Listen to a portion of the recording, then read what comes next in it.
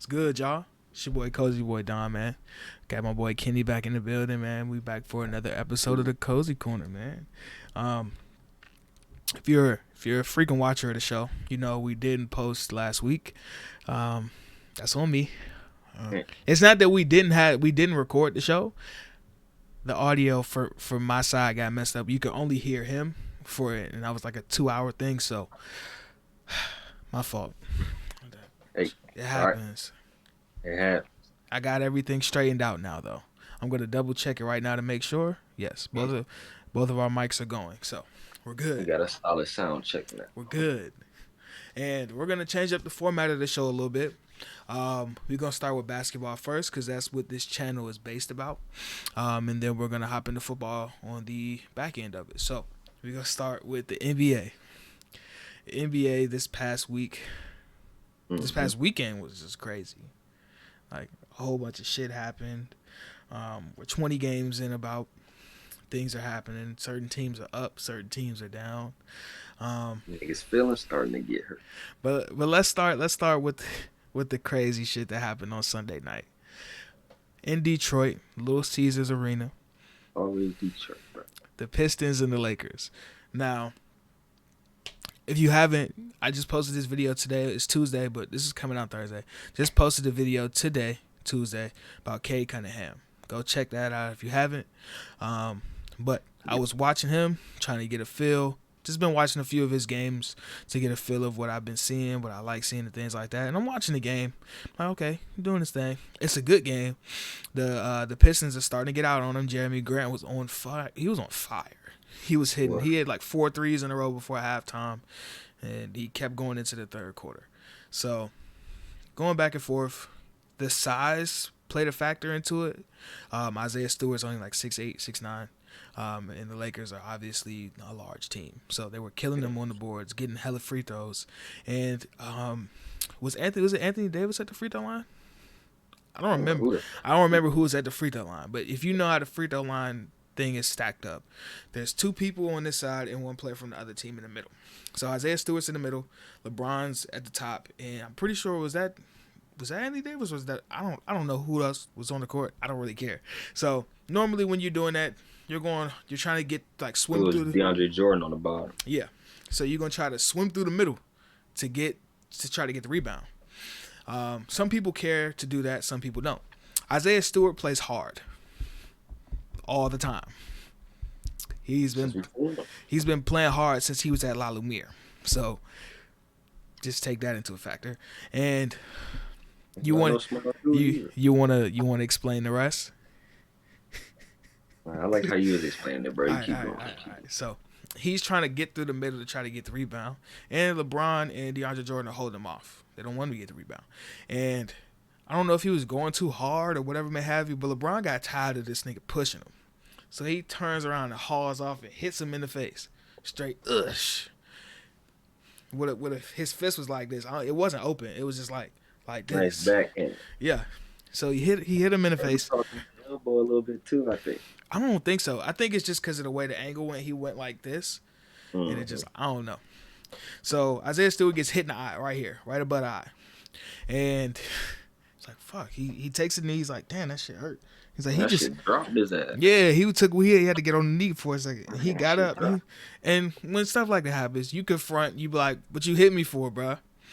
And then he's like, and people start getting in between him, and it's like, what you hit me for? And then he start bleeding, and then he just lose his mind. He's like, bro, you just made me bleed, bro. Now I'm angry. He rocked his ass. And that felt like a punch, probably. He punched him. I'm gonna say he punched him because his fist was like this. So he backhand swung, hit that nigga. Yeah, bro. you don't and the thing is, you don't do that on accident. Right. I don't believe you. I don't think he meant to hit him like that, but he meant to swing back at him. LeBron forgot how strong he was. Like he meant to get that man off of him. He didn't. It's not like he was doing it like he was going like straight, just like really punch him. If the roles was reversed. LeBron would have been on the floor for a minute. He would have been laid Come out. on now. And then come on now. But the thing is, right? So I kept thinking about it after it happened.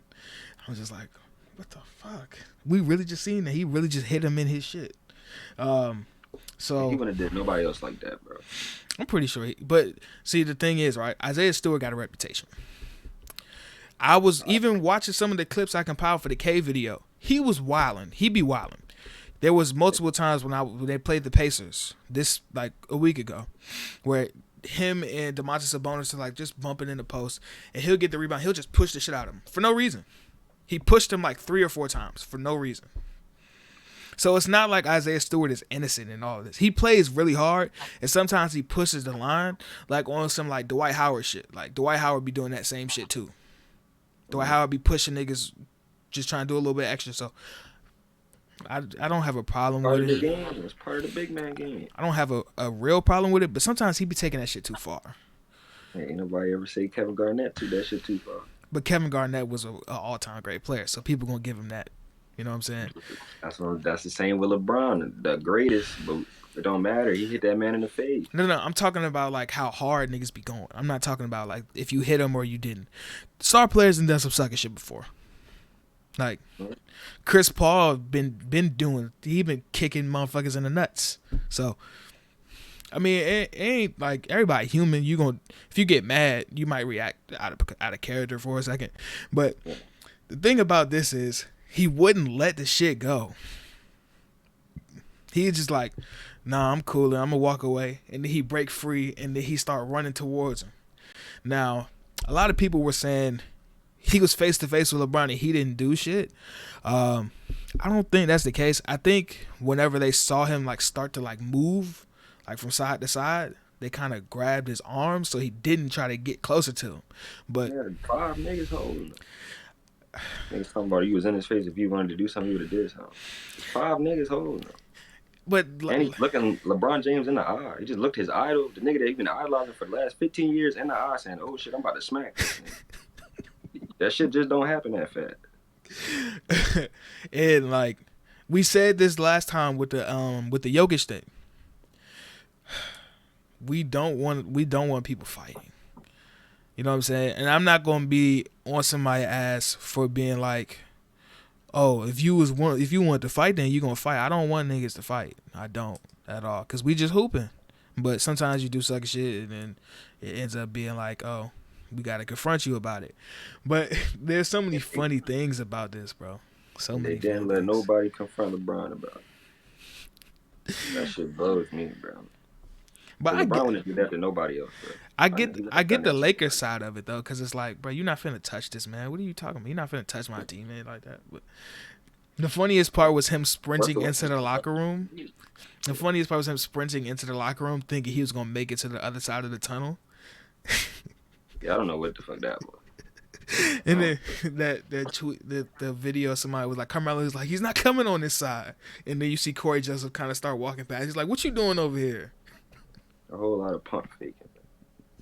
Fuck with Melo. A whole lot of pump faking. Bro, Isaiah Stewart would have beat every single one of their asses, except for maybe LeBron. I don't know. I feel like Russ got hands though, cause he from LA. His stand, I don't know. I don't know, and I probably will never see. But I feel like Isaiah Stewart's more of a wrestler more than he's like a boxer. I feel like Isaiah Stewart's the type that'll rush you, and I feel like Russ will stand back and. They say he did amateur boxing in high school. So, bro, amateur boxing ain't like pee-wee football, nigga. You gotta train to do it, bro. And Russell Westbrook is 6'3". I think he's acting like he's like 6'5". He not really 6'3", like 6'8". That's what I'm saying. He ain't 6'8", nigga. So Isaiah Stewart is tearing them niggas apart, bro. We know Melo got hands though. On me, we know. Still gonna get his ass whooped, bro. We know Melo got hands from that situation in New York. But let's move away from this, because this is starting. But hold up. Have we not seen this nigga? When we watched him at La Lumiere, was he not the biggest nigga? Yeah, he was. But I didn't know he was aggressive like that, because I just remember him blocking a whole bunch of shots and dunking the ball because he got really long arms. And bodying niggas. He was aggressive like that. Yeah, but it's just like, sometimes he be doing a little bit too much. Like the shit with Blake Griffin he did, where he bumped the nigga and stood over top of him. But that I was don't think weird because so. they was teammates last year, and it's like, what's up with the beef, bro? Like what's up with that type shit? But Blake I Griffin mean, ain't give a fuck about nobody on the Pistons, nigga. it is what it is. It You know what is I'm what it saying? is. LeBron should have got suspended for 2 games just as much as he did. He started the shit, but it's like, Right. That's LeBron did. but the reason why I think Isaiah Stewart got two is because he wouldn't let the shit go. At a certain point, you know you're not finna fight, bro. So just let the shit go. Yeah. Because if he would have let it go, he probably would have stayed in the game. And LeBron would have got ejected, and they would have had a better chance to win the game. And that was the reason why they lost, because after he went out of the game, they were in the paint every time. Dunks, layups, dump offs, everything. Everything was in the paint. They don't have size, and he's their only real center. So Yeah, them boys turned up after that. Russell Westbrook got on his business, boy. Mm-hmm. That is one guy you don't want to make mad. So moving on from that bullshit, we got the thing that nobody's really talking about, the Phoenix Suns. The Suns are on a 13-game win streak. It's impressive. It's impressive. They won 13 games in a row in the NBA. Yeah. Playing the same team multiple times back to back, things like that. Nobody really cares, though. It seemed like nobody really cared. Nobody's really talking about it like they were talking about when the Warriors were doing it and things like that. But I think I know why. Why? They barely beat anybody. Like they've blown out teams, but the teams that they've beaten weren't good. Like they beat the Spurs last night. They beat the Kings. They beat the Timberwolves. They beat the Mavericks without Luka. Twice. Who else did they play? They played The Rockets. They beat the Rockets. They beat the Cavaliers. They beat teams that weren't like world beaters. You feel me?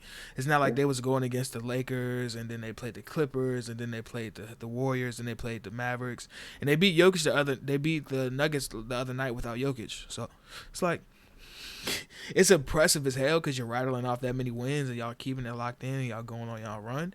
But at the same time, it's not as impressive because you're doing what you're supposed to do. Yeah, doing what they're supposed to do. I mean, at the end of the day, it don't matter what we think, though. I mean, the only thing that matters is that win. Yeah, as long as the win's going up, it's like we could care less what you talking about, bro. Yeah, and they started without Aiden, right? Mm-hmm. So? You know who's been hooping for them, though, bro? Huh. JaVale McGee. Yeah. JaVale McGee has been going crazy with them niggas, bro. Yeah. Who was else? the OG. Frank Kaminsky was doing good, but he got hurt. He hurt his knee, which sucks, but it is what it is. Not that serious. Nah, I don't think it should be. Yeah.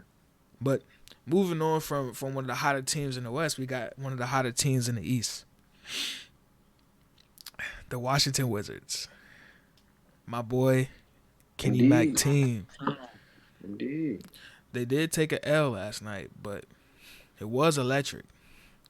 I ain't watched the game last night. That was a good game. That was a good ass game. They played the Hornets. The Hornets did beat them twice in the past week, but every other team that lost to the Wizards. You know what I'm saying? Yeah, I seen we was down by like 13 in the third quarter. They made they came back like a month. And that shit was electric. Bradley Beal threw a touchdown pass to Montrezl Harrell. Like he got the rebound, was underneath the basket, launched it the full length of the court. Montrezl caught it like this and laid it up. That shit was crazy. Yeah, that was crazy. I'm gonna catch it on the league pass one day. What else? Who else has been going crazy for them? Denny Avdia. Denny Avdia has been really good, bro. And they're not even fully healthy yet. Yeah. Still don't have Rui. Still don't have Thomas Bryant. Who else is missing?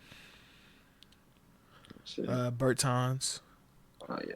What the fuck happened to him? This nigga just got hurt. I haven't seen him. I legit haven't seen him.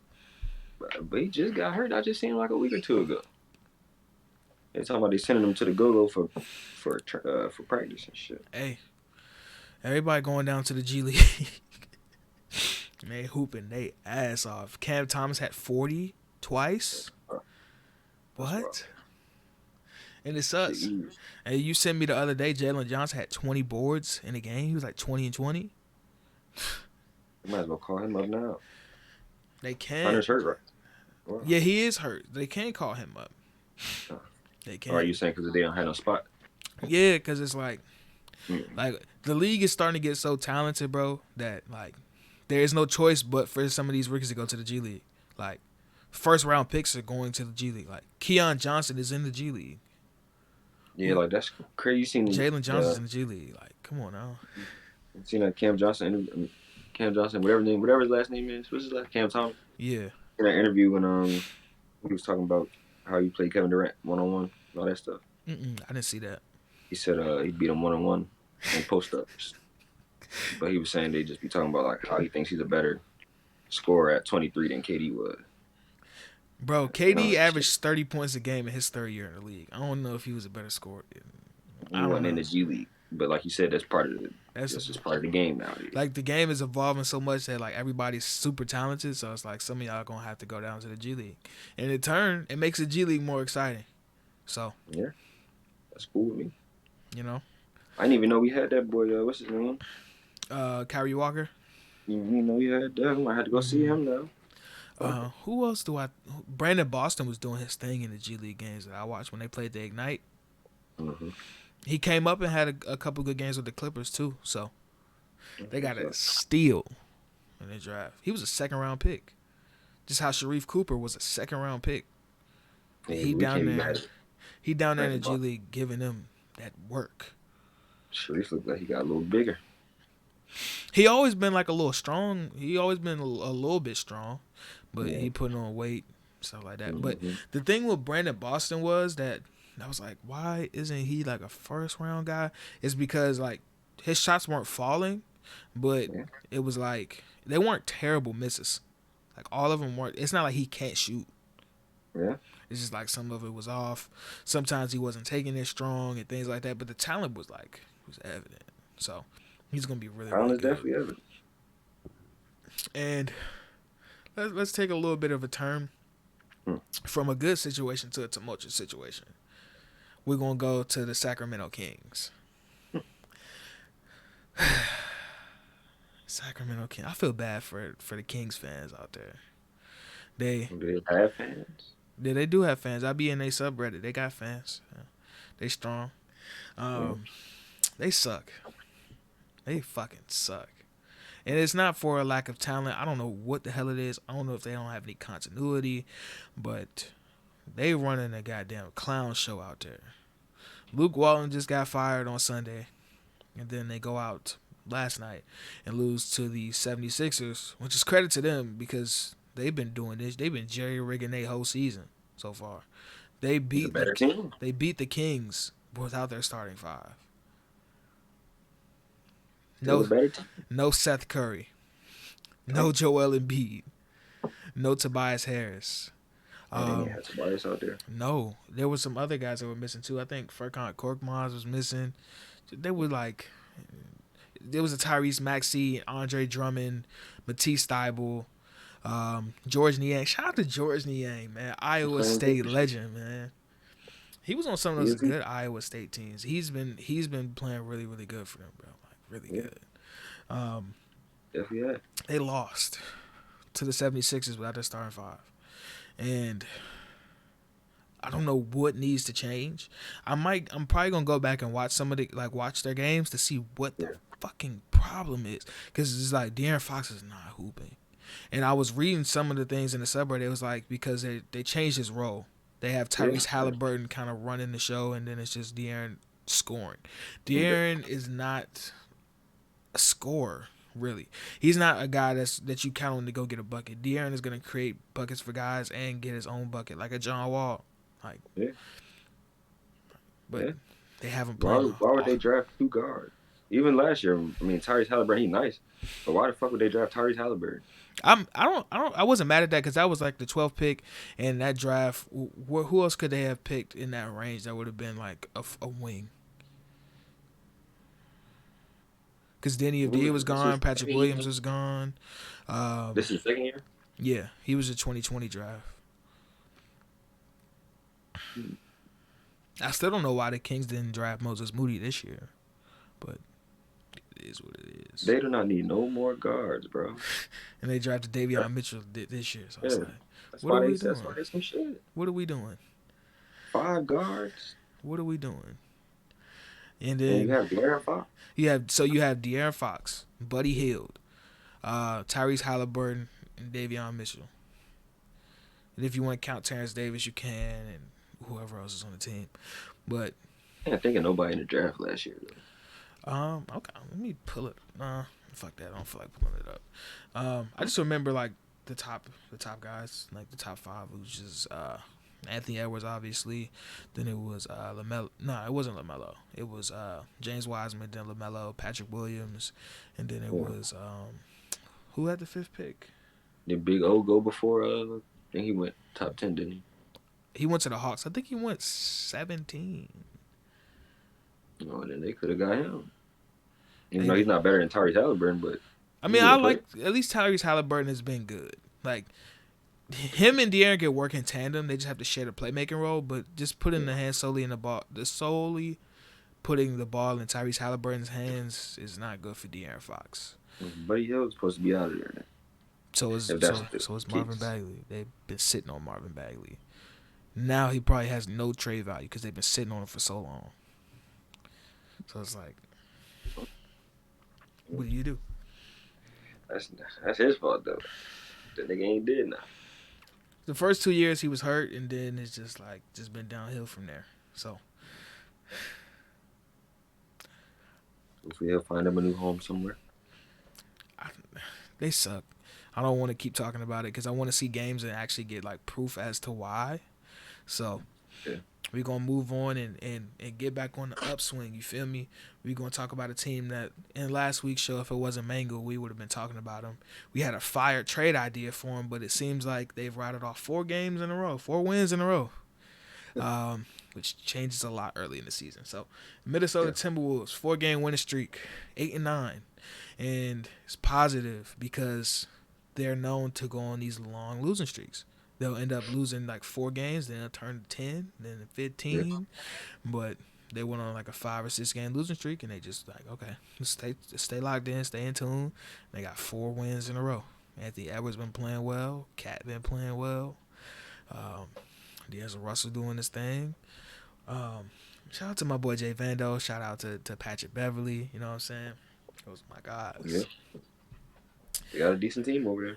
And just to let you know, the trade that we was talking about last episode, we were talking about the Pelicans and how their situation with Zion and everything like that. And we were talking about the Timberwolves situation.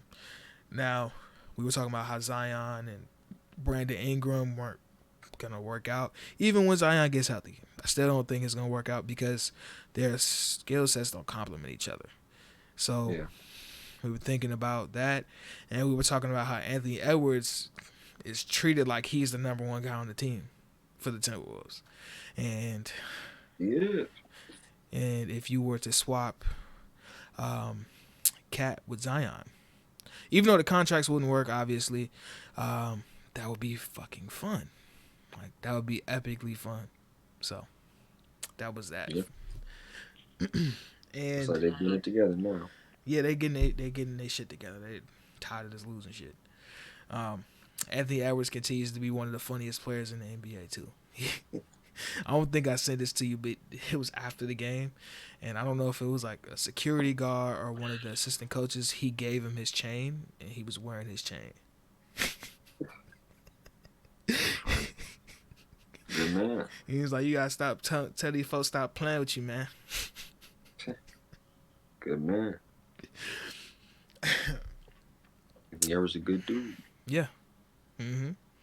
And moving forward from that, we got two more teams that's like really turning their season around. The last time we mentioned the Hawks, you wanted to talk about how they were 4-9. They're 9-9 now. They ain't lost since, huh? Nope. They lost DeAndre Hunter, but they haven't lost since. That's what's up. Trae Young been going stupid. He had like 42 on the Bucks. Yeah, I did see that. He was wild. I ain't watched the game, but I was looking at the numbers. seen some of them clips, bro. Oh my God. Trae Young is so cold, bro. So shifty. Just got a shot from anywhere. Do whatever. He was trying to tell me Ja Morant was better than him last season. That's just, I don't know. I love Ja Morant game too. Ja Morant is really, really good. But it's The like, reason they tried to say he was better is because John Morant was a better shooter huh? and a better passer. Like, yeah, Huh? y'all niggas. I'm like, yeah, y'all niggas don't watch basketball. I'm not talking about this shit no more, bro. Yeah, What? right. And then this is during the playoffs. It's like the first round of playoffs. A couple weeks later, his ass is in the conference finals. I'm like, yeah, y'all still think John Morant's better than Trae Young? And then they're like, yeah, we was kind of tripping. I'm like, yeah, y'all Yeah. gotta stop this light skin. Just because a nigga dark skin, he athletic, don't mean he better than the light skinned brother that's 6 foot. That's just If that, crazy. I'm like, A yo, better shooter and passer. I'm like, bro, this can't be it. They talking about the dude that was getting Steph Curry comparisons is not a better shooter And than. that's what I'm saying. I'm like, y'all know they compare this dude to Stephen Curry, right? They're like, but he's not Stephen Curry. I'm like, it doesn't matter. Do you know what that means if That he's means he can compared to Stephen shoot. Curry? Right. I'm like, they've been saying he was Stephen Curry since high school. I'm like, But shout out to John Morant though. John Morant is tough. he's a dog. Tough. I had him. Both. I mean, shit. Next couple years, we can have this conversation. Yeah. But last season, no. Come on, man. And also, the Celtics have gone on a little win streak, and Jason Tatum been hooping his ass off. He's been averaging like 35 over the past 5 games. Mm-hmm. So it seems like he's finally getting in his rhythm. And Yeah. Even though they ain't been playing nobody either, but yeah, they beat. But I know we keep saying this. The Rockets fucking suck. And I thought they were gonna be fun to watch, but it's just like it's bad, bro. It's really bad. Do you think they will ever put that boy John out there? Shit, the way he talking on Twitter, they might have to. What'd he say? Let me get on the Twitter. I think a reporter was reporting that. Well, it was like a Sports Illustrated guy at the Celtics game. He was talking about why don't they use John Wall, and he was saying that he's in uniform, which he wasn't. John Wall corrected him, and then somebody in the replies of the Sports Illustrated guy's tweet said, "This is not good for either side. Nobody's winning anything out of this." And that's what I'm saying. He retweeted and said facts. So yeah, because they're trying to protect their asset, but he's not an asset. Yeah. So well, he's an asset, but he's not a hot commodity because his contract is so big. So you might as well just play, bro. Like, right. Anybody, you're not going nowhere. They got that man Steven Silas going through hell, and they don't want to play his best player. I was about to say something about the Rockets, but that kind of shit pisses me off. Oh yeah. I should have sent it to you earlier. This nigga, the dude Michael Rappaport, whatever his name is. Mm-hmm. He said that the NBA, thanks to Kyrie Irving, Ben Simmons, and somebody else, he said the NBA's guaranteed contracts is about to be no more. Oh, it might have been Michael Porter, somebody. I forgot who. He was like, yeah, these guaranteed contracts is about to be gone, thanks to those guys.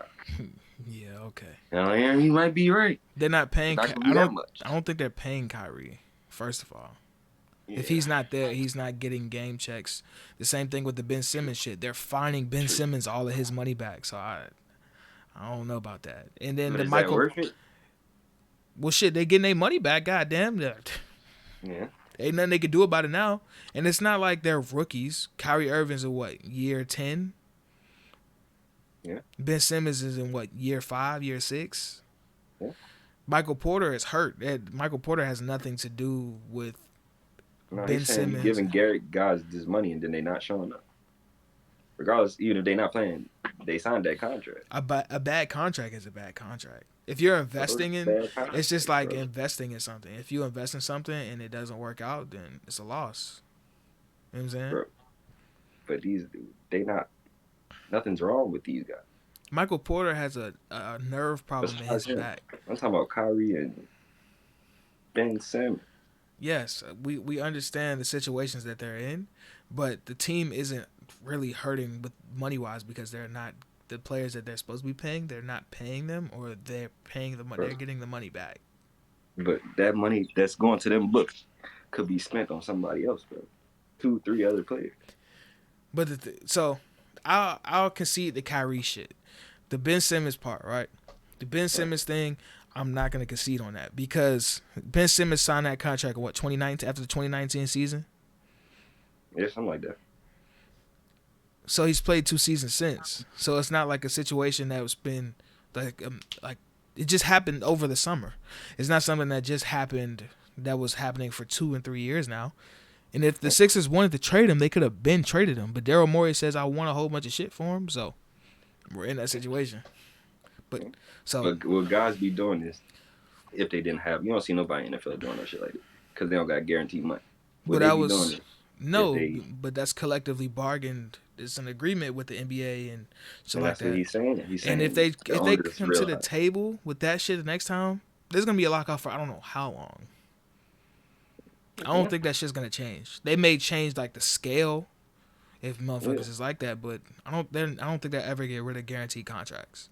I think he was just saying the magnitude of the contract, not the guaranteed money at all. He's talking about giving guys $200 million. Well, they don't. They get it. See, the thing is, they don't have to give them $200 million. You can pay them whatever you want to pay them, but the market is deciding what their value is. You get what I'm saying? Yeah. So if somebody isn't, somebody else will, whether it works or it doesn't. You know? But that's what he's saying. These owners work together, bro. I know, but if it's like a thing where we're gonna just lower how much we're paying people, that doesn't take away a guaranteed contract. There may be more rules and stipulations in the contracts, but I don't think they'll be like they're flat out not guaranteed. Because even in the NFL, contracts are guaranteed. They're just not fully guaranteed. You're not going to get all of the money. In the NBA, all the contracts are fully guaranteed. That's what I was saying. I mean, I could see it, but there's already like non-guaranteed contracts in the NBA. It's just not typical.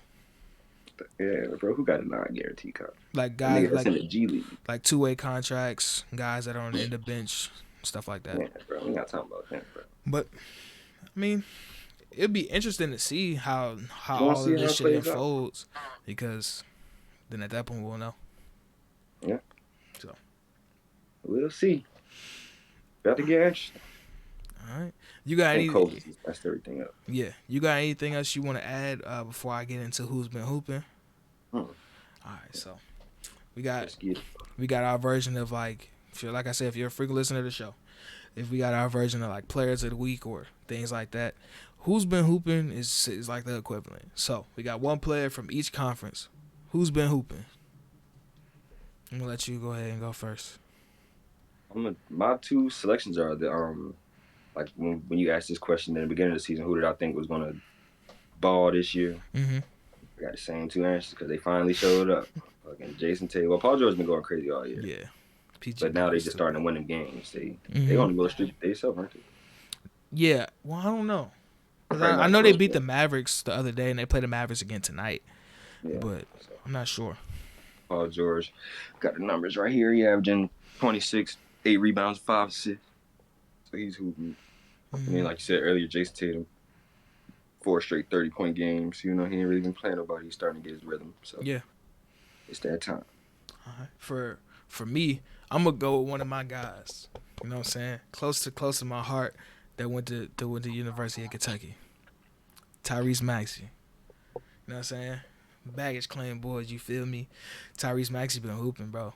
Like the past 4 or 5 games, he been averaging 23, 6, and 4 rebounds. And after the last night's game, they were interviewing him, and the stat popped up that said he's played 236 minutes in this past stretch. He has, I think it was 200 minutes or something like that. Something crazy. Mm-hmm. And he has 36 assists and only 4 turnovers. So. And boy like that. Hooping. Indeed. And who else been hooping? Another one of my guys. Not from Kentucky, but Jordan Poole. Jordan Poole had 30 the other night. And he had 30 against the Pistons on Friday. So. Yeah. But Steph don't got it going, hand it to that other torch. So, yeah. He definitely, I'm glad. This is his second year or his third year? His third year. He was 2019. His first year, because he was a dog at Michigan. This is what I thought we was going to see. His first year he came out, he was hella timid. So I guess that's just what it is when you're a rookie, especially playing on that team. But last year, it seemed like he was starting to get his shit right there. And this year, especially at the end of last season, he was going crazy.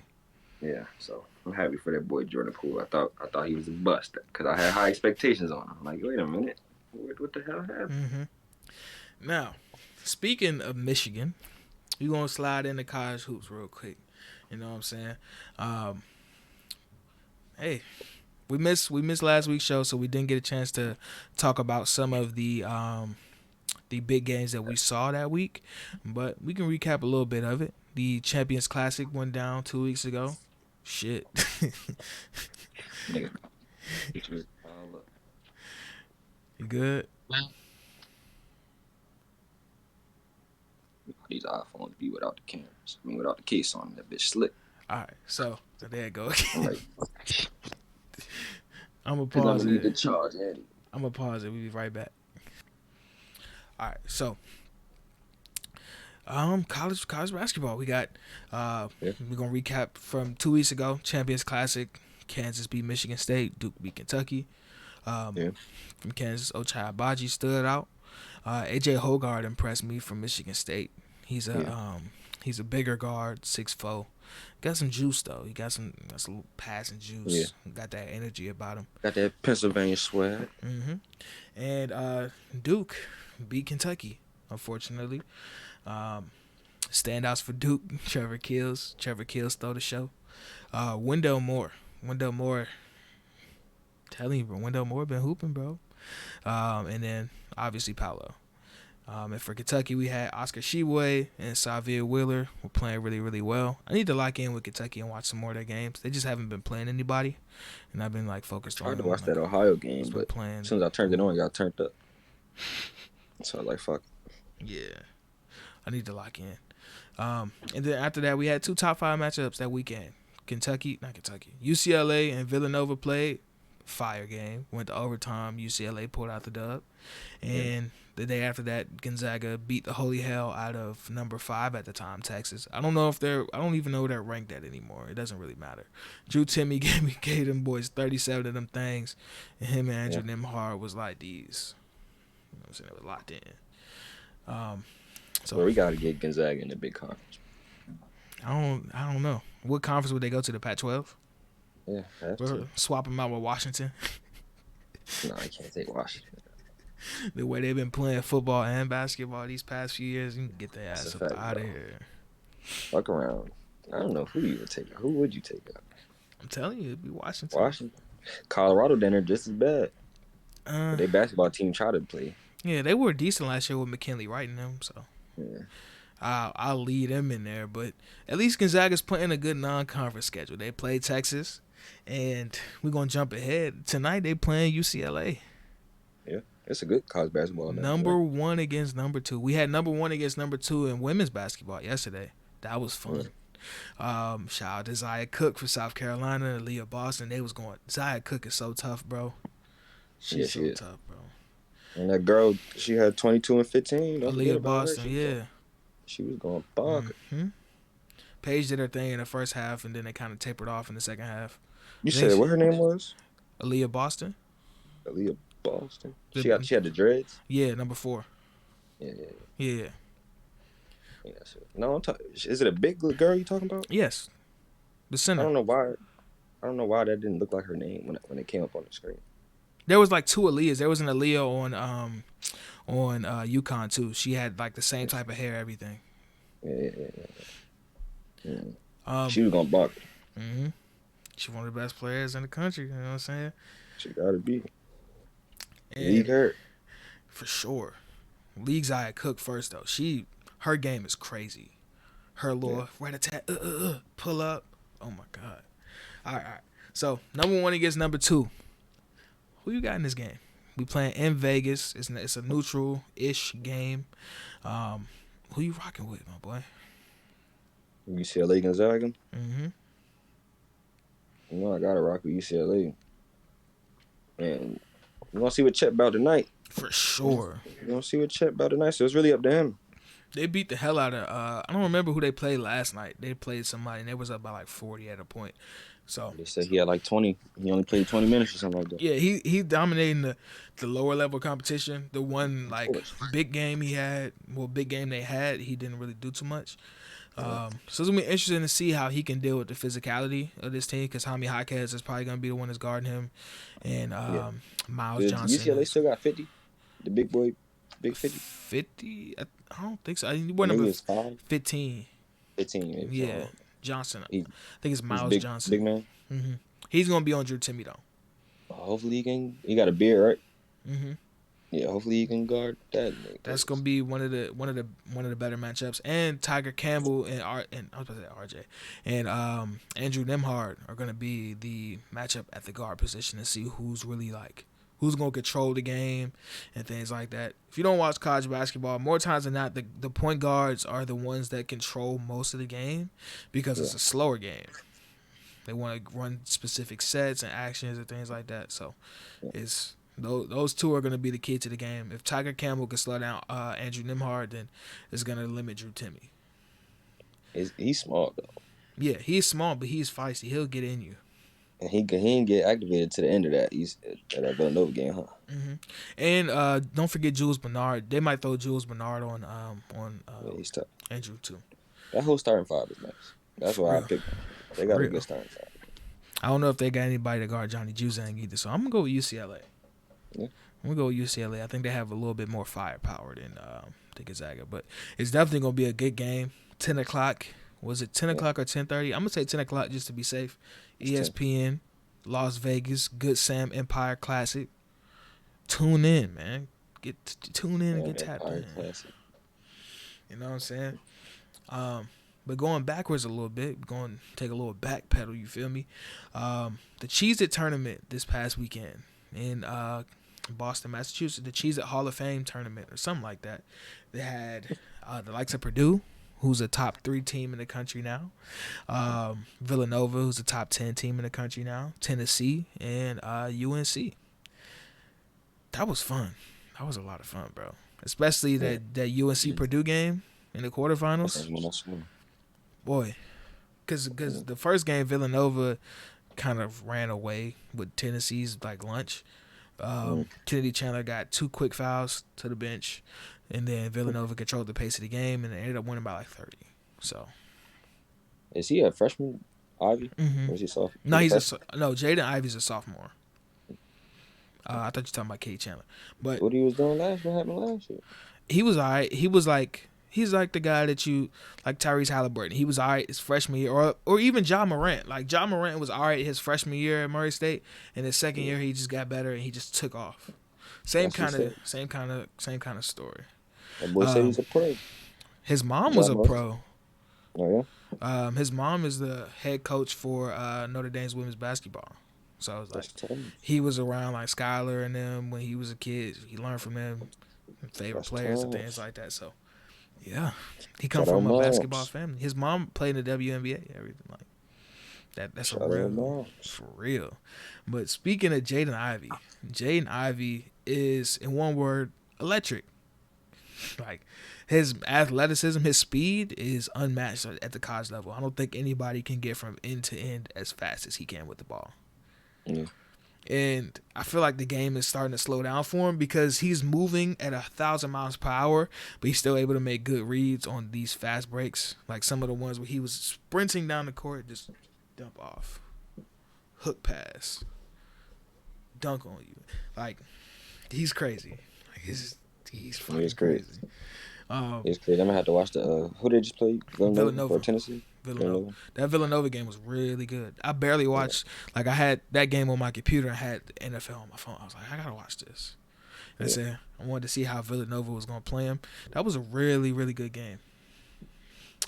Villanova, I think I don't know how I feel about Villanova, bro. They're good. They've blown 2 double-digit leads in the second half of games, and like their 2 best games. So still much to see. It's only November though. Yeah, it's a lot of time to grow. And guess what? In December, I think it's December 12th, they go to Waco to play Baylor. Oh man, that's another Villanova. What's wrong with them, Nick? I don't think they're in all of these games. It's just that sometimes you lose. You feel me? Like they were all controlled. They were controlling all of those games, but Purdue made a really, really good run. They stayed in it because they were down by like 14 at a point, and it felt like they were about to start. They were going to give up, but they went on a run. It was just like, I respect their coach. Like, if I was playing for a team like that, I would definitely want to play all the bump. And the thing is, what with Purdue, they have this like specific type of mode of players that they have. Like Jaden Ivey will be close to like a Carson Edwards for that team. Yeah.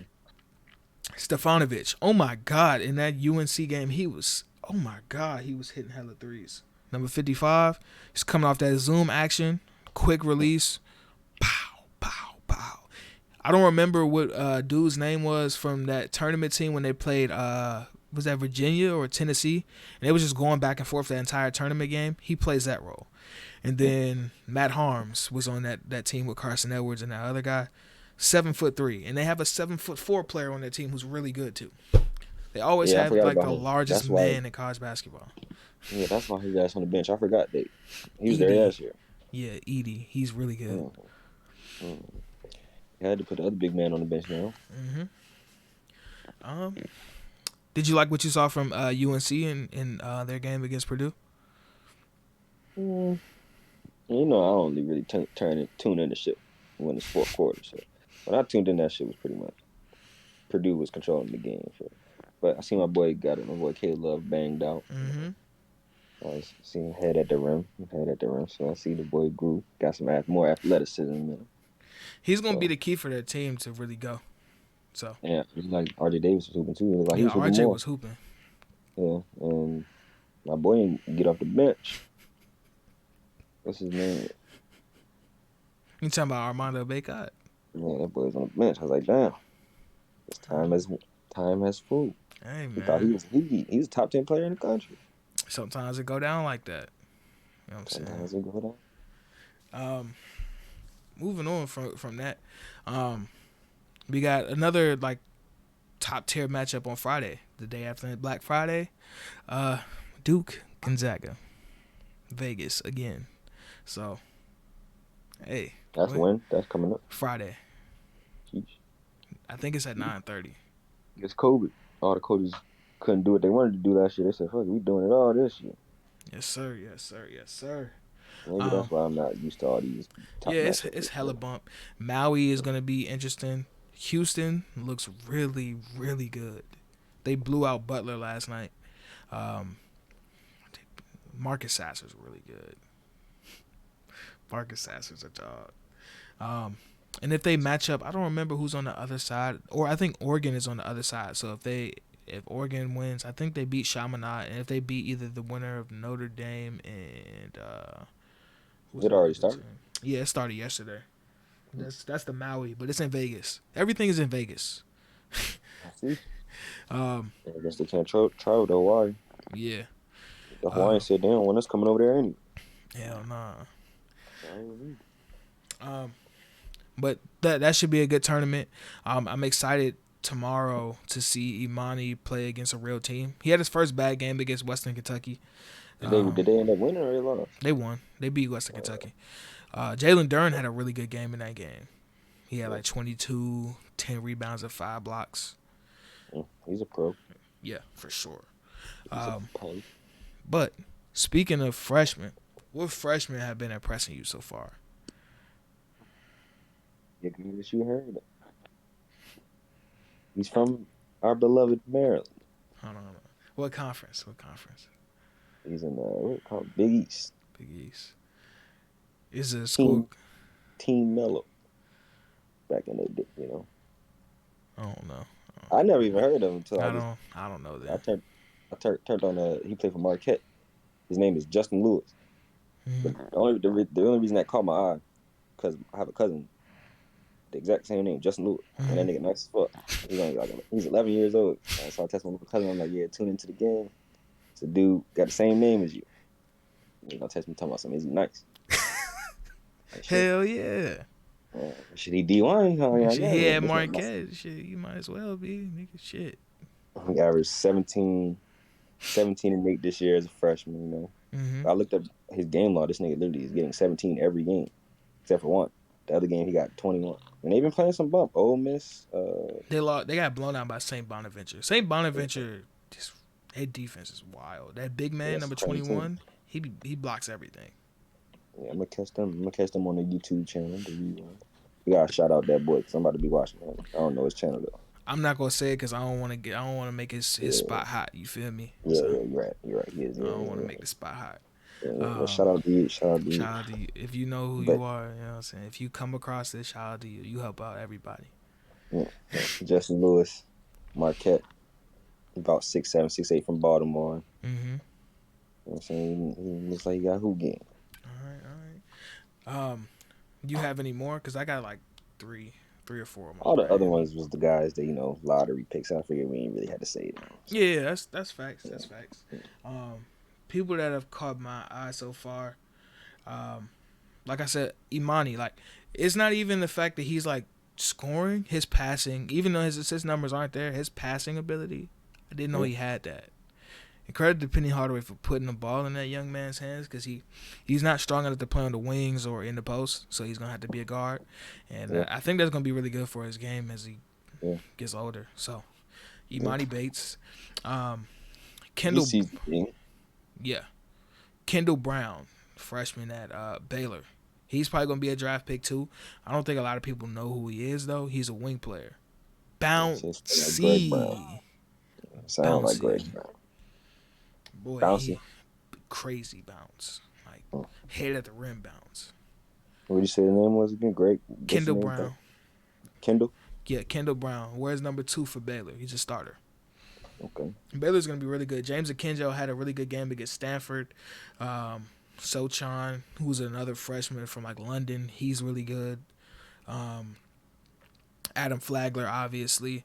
They got another player named Cryer. I think it's him and James Akinjo start. I think his name is who? Sasser's off the bench. Sasser's at Houston. Yeah. I do remember him from last year. Then I don't know when you said it. I don't know why I thought Baylor at first. I mean, they play damn near like it's physical and everything like that. But Baylor's still deep. They still got Flo Thamba. They still got Jonathan Tamachachua. And who else? What's to do with the dreads? He cut his dreads, but yeah.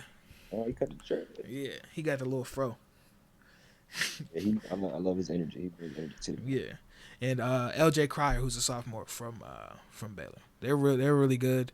Like I said, they play Villanova. And they're in this tournament where they can either play, if they beat, who do they play tonight? They play Arizona State either tonight or tomorrow night. If they beat them, they'll either play UConn or Auburn, and that's going to be must-see TV. So, yeah, so that's going to wrap up college football, you feel me? And we're going to talk about a little bit of football, so we'll be right back. That's it. All right, so moving on to football. The NFL... The NFL continues to make less and less sense every day. The further we go into the season, the less sense it makes, bro. It's a man's league, B. I don't even know what that means. You just I took that from that song. He said, "It's a man's world." Mm-hmm. I don't know what the fuck that meant, but hey, that's what he said, bro. This week was crazy, bro. Like from what I saw this week, it was like. Cause more dumb shit happens. Like, first, the Colts and the Bills. We talked about this. The Colts and the Bills. It was like, the Bills playing somebody for real now. And they're looking like they're not them ones. 41-15. I mean, is there anybody in the AFC that's really them ones? Not that I've seen. The Patriots. Except for the Chiefs, just because they proved it, and the Patriots. Just because they proved. 41-15 at home. They lost 41-15. That was in Buffalo. Yes. Hell no, that nigga went off for 5 touchdowns in Buffalo. Shout out to Jonathan Taylor. Yeah, damn. 5 TDs. I would have stayed that whole game if I was a Bills fan. That nigga's going on. That was wild. But how are they the number one defense? There's no way their defenses must be ass right now. It could be, or it could just be that guy got. I can't tell you. And Bills ain't been playing nobody. Huh? Like I said, we'll get you that number one defense. For sure. When you play Trevor Lawrence, the Jets. You play the Jets and the Dolphins twice. Hell yeah. More dumb shit. I'm gonna skip over. The Titans lost at home to the Texans. That's worse though. It was raining like I don't know what out there though. It was in Tennessee. My man Dolph just died. R.P. Dolph, man. Rest in peace to young Dolph, man. Yeah, Hey. Shout out to indeed. my boy. But they lost at home. It was like a monsoon out there. But Tyrod Taylor and the Texans came to play.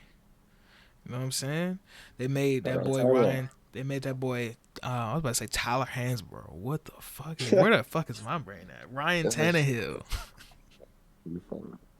They made Ryan Tannehill throw 4 picks. That's the NBA Tim Tebow right there. Okay. Why when I say Ryan Tannehill did I think of Tyler Hansbrough? I don't know. His ass did throw about 4 or 5 picks though. I didn't know it was raining though. Guess that he threw 4 of them hoes. And they just got beat. And it seemed like now they had, but I give them some grace. You know how many players they have on IR? 20. Jesus. So out of their active roster, 53 men on the active roster. 33 are healthy. That's pretty bad. Yeah. That's a special teams unit, offense and defense. If all them same players not on the same, but still have 20 players on. That's the most in the NFL. But god damn, 20. Yeah, we ain't making no excuses though. And your best players on IR too. You still should have beat the Texans, but I can understand it was a monsoon. You down 20 guys, so that's when you need Derek, huh? Hey, and rain. Shoot, he would have went for 200. They had AP out there though. You know what I'm saying? What'd he do? He didn't do nothing. I mean, if your quarterback throw 4 or 5 picks, it's over. Ain't nothing you can do if you're the running back. If he keep throwing the ball every time he drop back, keep throwing picks. If it's a monsoon, why the hell is we throwing? And you know what? Because they were down. Y'all didn't get to see this last week. But the boy DJ said Ryan Tannehill was mid. He is mid, but it wasn't even. That was in the midst of talking about Baker Mayfield. We're gonna talk about Baker Mayfield again, because it's like, hey, people are protecting him like he the president. When you go number 1, people that Heisman. People he's not perfect. He's mid. They lost them. No, they beat the Lions. They won by 3 though. 13-10. Yeah. Fucking Jared Goff fan, they might have won that game. Yeah. I don't even know the name of that quarterback that was playing for the Lions. Tim Boyle. I don't know if his name's Tim, but Boyle. I ain't never heard of no quarterback name with the last name Boyle. And I watched or Doyle, one of the two. I think when you say Doyle, I think of Jack Doyle, the tight end. Yeah. So yeah, I think they said that was his first start of his career. Mm-hmm. I had to have been. I never heard of bro before, ever. He almost got a win. Yeah, he almost did get a win. Keeping it in the NFC North, the Vikings beat the Packers, and the only way they know how to beat anybody, last second field goal to win the game. My boy Kirk Cousins, man, he getting the job done. Well, he trying to get the job done. Is Kirk Cousins mid too? I mean, by your definition of mid, yeah. By my definition of mid, no. Where is he at in your tier list? So if you do like S, A, B, C, and F, is he a B? What's S? Substantial. What is S? S is like super, like elite. Super. A, B. In that A, B range. A, probably, maybe not that. It depends on who's in that A range. He definitely in the B range, though. So I'm thinking the elite. If you think the elite quarterbacks in the NFL, think about the Tom Brady, Russell Wilson, Patrick Mahomes, Aaron Rodgers, and then after that, if I was to do it, that would be my like S tier, and the A tier would be all the youngest like Lamar Jackson, Kyler Murray, Josh Allen. Who else is a really good young quarterback that I'm not thinking of right now? Yeah, he's not in there with them, but all them quarterbacks you just named for me, those all superstars, boy. Lamar superstar. He is, but those first like 4 quarterbacks, they all won Super Bowls. They all GOATs. They all Hall of Fame. That's why I put them in the S tier and I put Lamar and them in the A tier because they haven't won one yet. But Lamar got an MVP, so he's closer than everybody else. Yeah. You know what I'm saying? Yeah. But he in the next one now. He in with them next group of people. Mm-hmm. Speaking of the NFC East, 2 of the teams in the NFC East had a really good week. Your team? Last 2 weeks. You know what I'm saying? Y'all in a little 2-game streak. You believing in that boy Heineke now? Never. Yeah, I ain't got no choice but to believe. I believe regardless, but I just he just ain't. She got to show me something. And then last week or this week, he showed me something. That's the best game he ever played against the Panthers. He's from Carolina too. I guess that had something to do with it. That boy, what?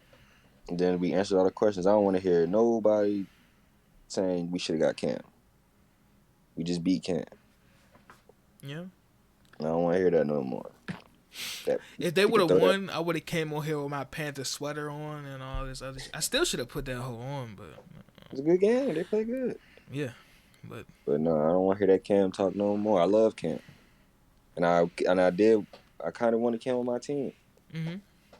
But him and the offensive coordinator don't vibe like that. Like the offensive coordinator that's what Ron Rivera now was the same one in Carolina. They didn't want him there no more. I don't even know who the fuck our offensive coordinator is. I don't forgot bruh's name, but yeah.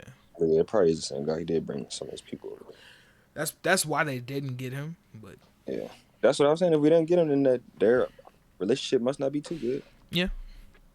And the Eagles put a spanking on the Saints.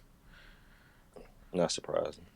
And every time the Eagles win, as a personal member of the Jalen Hurts fan club, I smile because I believe in Jalen Hurts.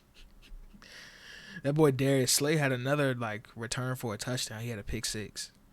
He had a fumble recovery last week, and then this week he had a pick six. So getting that money now, huh? Making plays. Mm-hmm. And shout out to the Eagles though, they're playing good.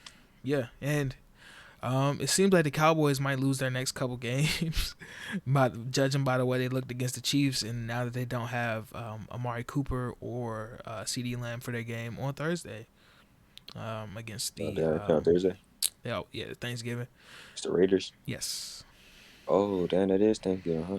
Mm-hmm. The Raiders on Thanksgiving, that's different. It is different. The Cowboys get a different team every year, but the Lions don't. It's either the Packers or the Bears. It's the same team every year. I mean, they said it was the first team. Yeah. So I guess they got to keep them on there. But and I love their Thanksgiving uniforms, like the plain silver helmet. Yeah, I love those. Yeah, that is nice. Yeah, and it seems like the Saints play every year on Thanksgiving too. So who they playing? The Bills. Ooh, I mean, not ooh. That's not ooh. Not ooh. Got that boy Trevor Siemian though. Saints is done with. You know what I'm saying? Very tragic. Very tragic. That division turned to dog shit quickly. Yeah, right after the Falcons went to the Super Bowl, that shit was done with. The Falcons got shut out at home by the Patriots. You know what would be crazy if the Patriots played the Bucs in the Super Bowl? That would be fun. Oh my god. I might root for that to happen now. Nah, I just thought about it. I don't want to see that boy Mac Jones in that element. Hey man, they played already. That was a good ass game. They played the first time. Yeah, but they ain't playing the Super Bowl, nigga. That's two different. You know, that's a different ball. I'm talking about the defense, the Patriots defense. I can give a damn what Mac Jones doing. If he doing enough to get them wins, that's what I'm here for. You know. Yeah. Who they play next week? They play the. It's a good game. They play. It's one of my games of the week. We're gonna get into that in a second. Yeah. So, do you have anything else you wanted to add from the week that was? Anything that caught your eye? Anything like that? Cowboys fans need to relax. Lose one game, it's the end of the world. Well, both of their receivers got hurt. Huh? Right, and I didn't know that. Yeah. I didn't know that until I was talking to a Cowboys fan. And Zeke got hurt in that game, too. He came back, but he got hurt. Right. I'm like, bro, so he telling me your whole team got hurt. Then he talking about our defense. Our defense played well. I mean, I guess your defense did only hold to 19 points, but they scored 19 straight points to start the game. It could be misleading. Who goes down 16-0, 19-0, and think they're going to come back without CeeDee Lamb, Amari Cooper, and Zeke, a healthy Zeke. Cowboys fans need to relax, man. Lose one game and now it's the end of the world. Fans be delusional, bro. They just be thinking everything is catered to them. And they're not better. I don't care how good that young defense is, which it is pretty good. They ain't never played Tyreek Hill, Travis Kelce, and Patrick Mahomes. No. There was no way they was about to win that game. No. But Cowboys fans ain't trying to hear that. So Cowboys fans don't want to hear nothing besides them winning the Super Bowl. That's a fact. That's a fact. So moving on from the week that was, we got our players of the week in the AFC. I'm pretty sure we got the same player of the week, Jonathan Taylor. Jonathan Taylor had 32 carries, 185 yards, 4 rushing touchdowns, and then to add on top of that, he had 3 catches for 19 yards and a receiving touchdown. So 5 total touchdowns. Put them boys on his back. He really might be. Bills. He took the lead in MVP for real. I mean, Lamar ain't played this week. I was thinking about that. Kyler ain't played in 3 weeks. So who else is it? Who else? Ain't nobody else. Justin Herbert's fell off. So who else is it? That's a good They're question. gonna say some goddamn Tom Brady. I'm like, come on now, stop. They might fuck around and give it to him. But then at the same time, can we give Jonathan Taylor the MVP after we ain't give it to Derrick Henry none of these times? I can't tell you. I don't know. He's the leading rusher. I think he has the most rushing touchdowns. It might be whatchamacallit, James Conner though. I don't remember. I don't know. After he just got 4, he might got. They probably tied. He might be, but I know he's the leading rusher. And I'm gonna say it again because it wasn't in the episode that we couldn't put out.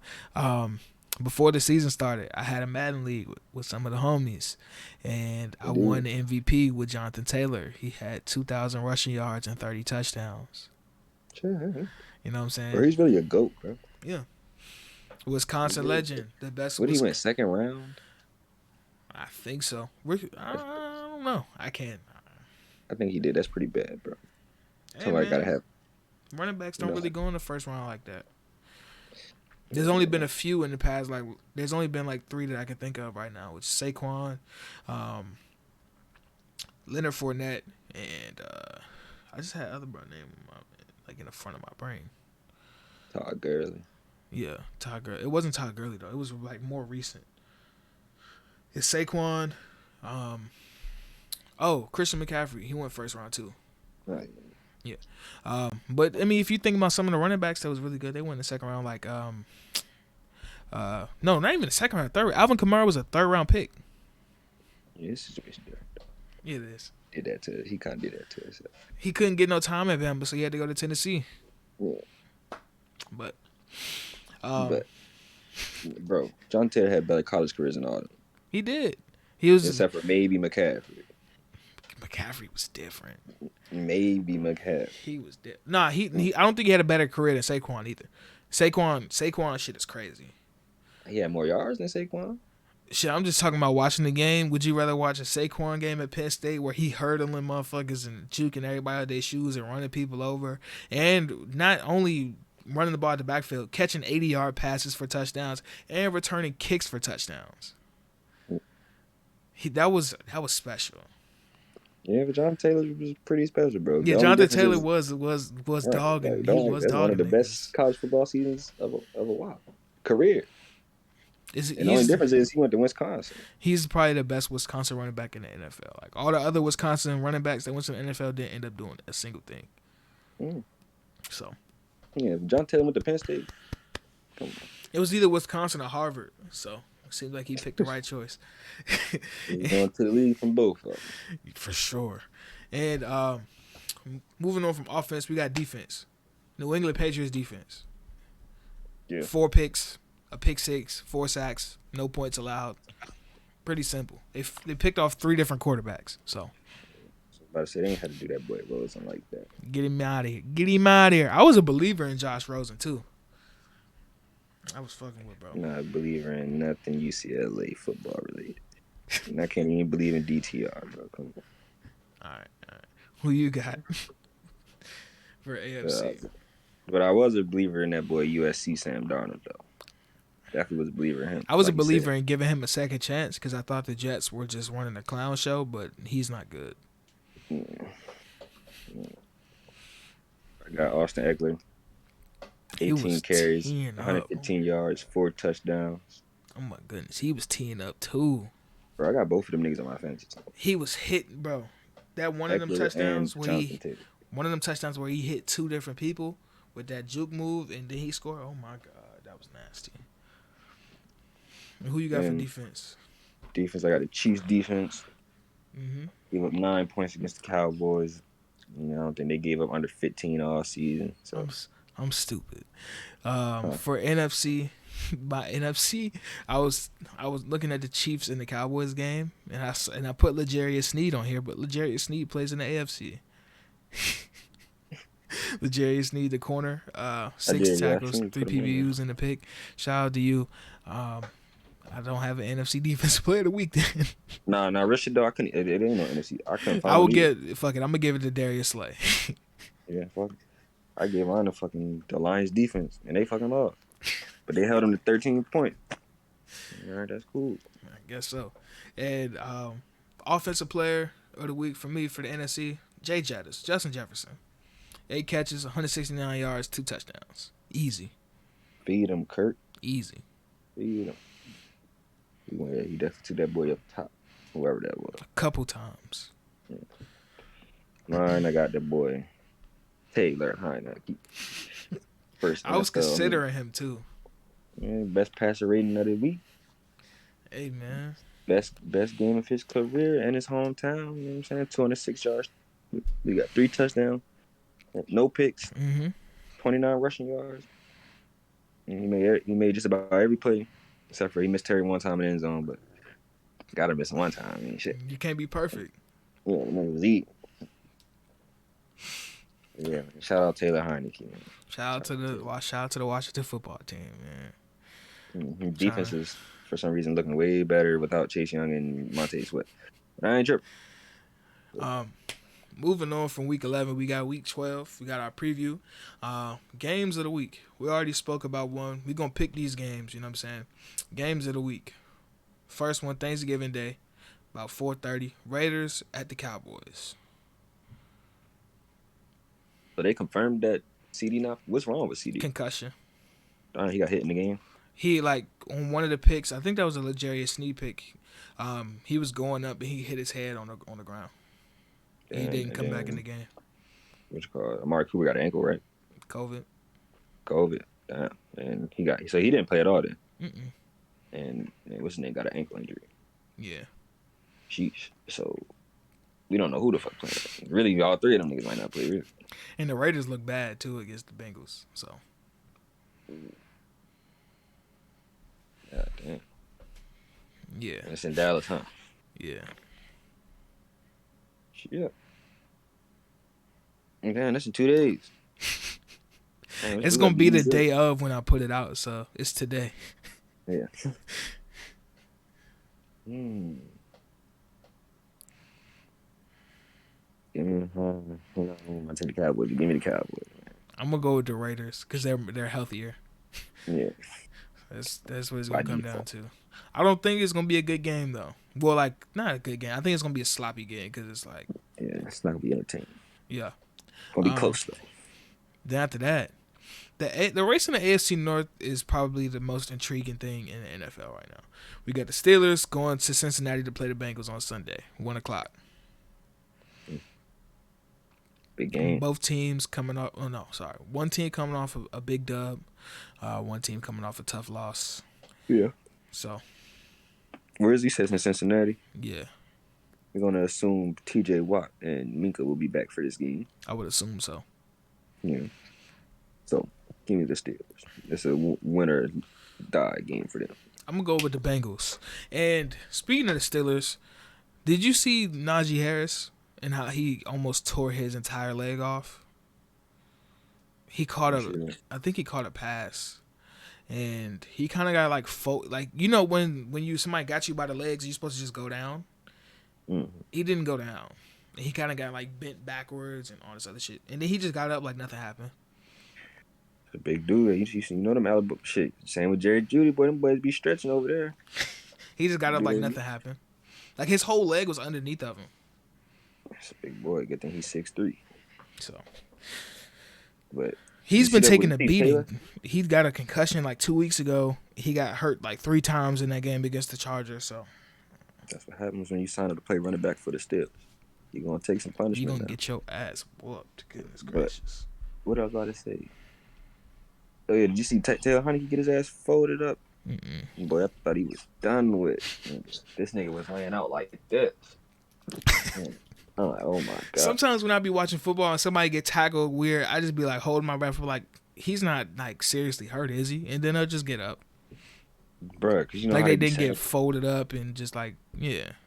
No, yeah, then he came back and threw dimes after that. I'm like, yeah, that's when I was like, all right, Taylor, you got it, bro.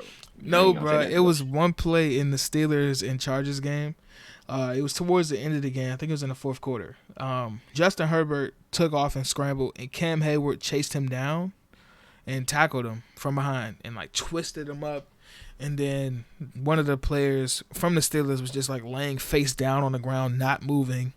And then the Cam Hayward's on top of Justin Herbert, and one of the offensive linemen come over to push him off, and he swings back, and he like, I don't think anybody fucking caught this. He punched this nigga in his stomach as he was getting up off the ground. He was just like, ugh, let me get up. And then there was like two different players that were hurt on that play. One dude, like I said, was laying face down in the grass. He just ended up being fine though. So, Damn. I got the Bengals. He said he's got the Steelers for that game. Next one, this might be like my favorite game of the week. The Bucks going to Indianapolis to play the Colts.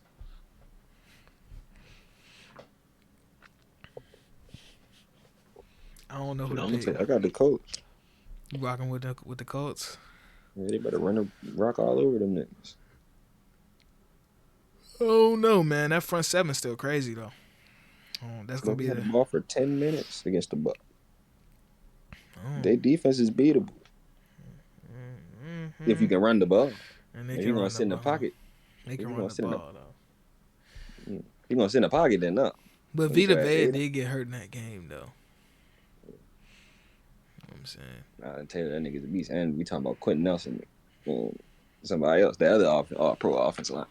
Okay.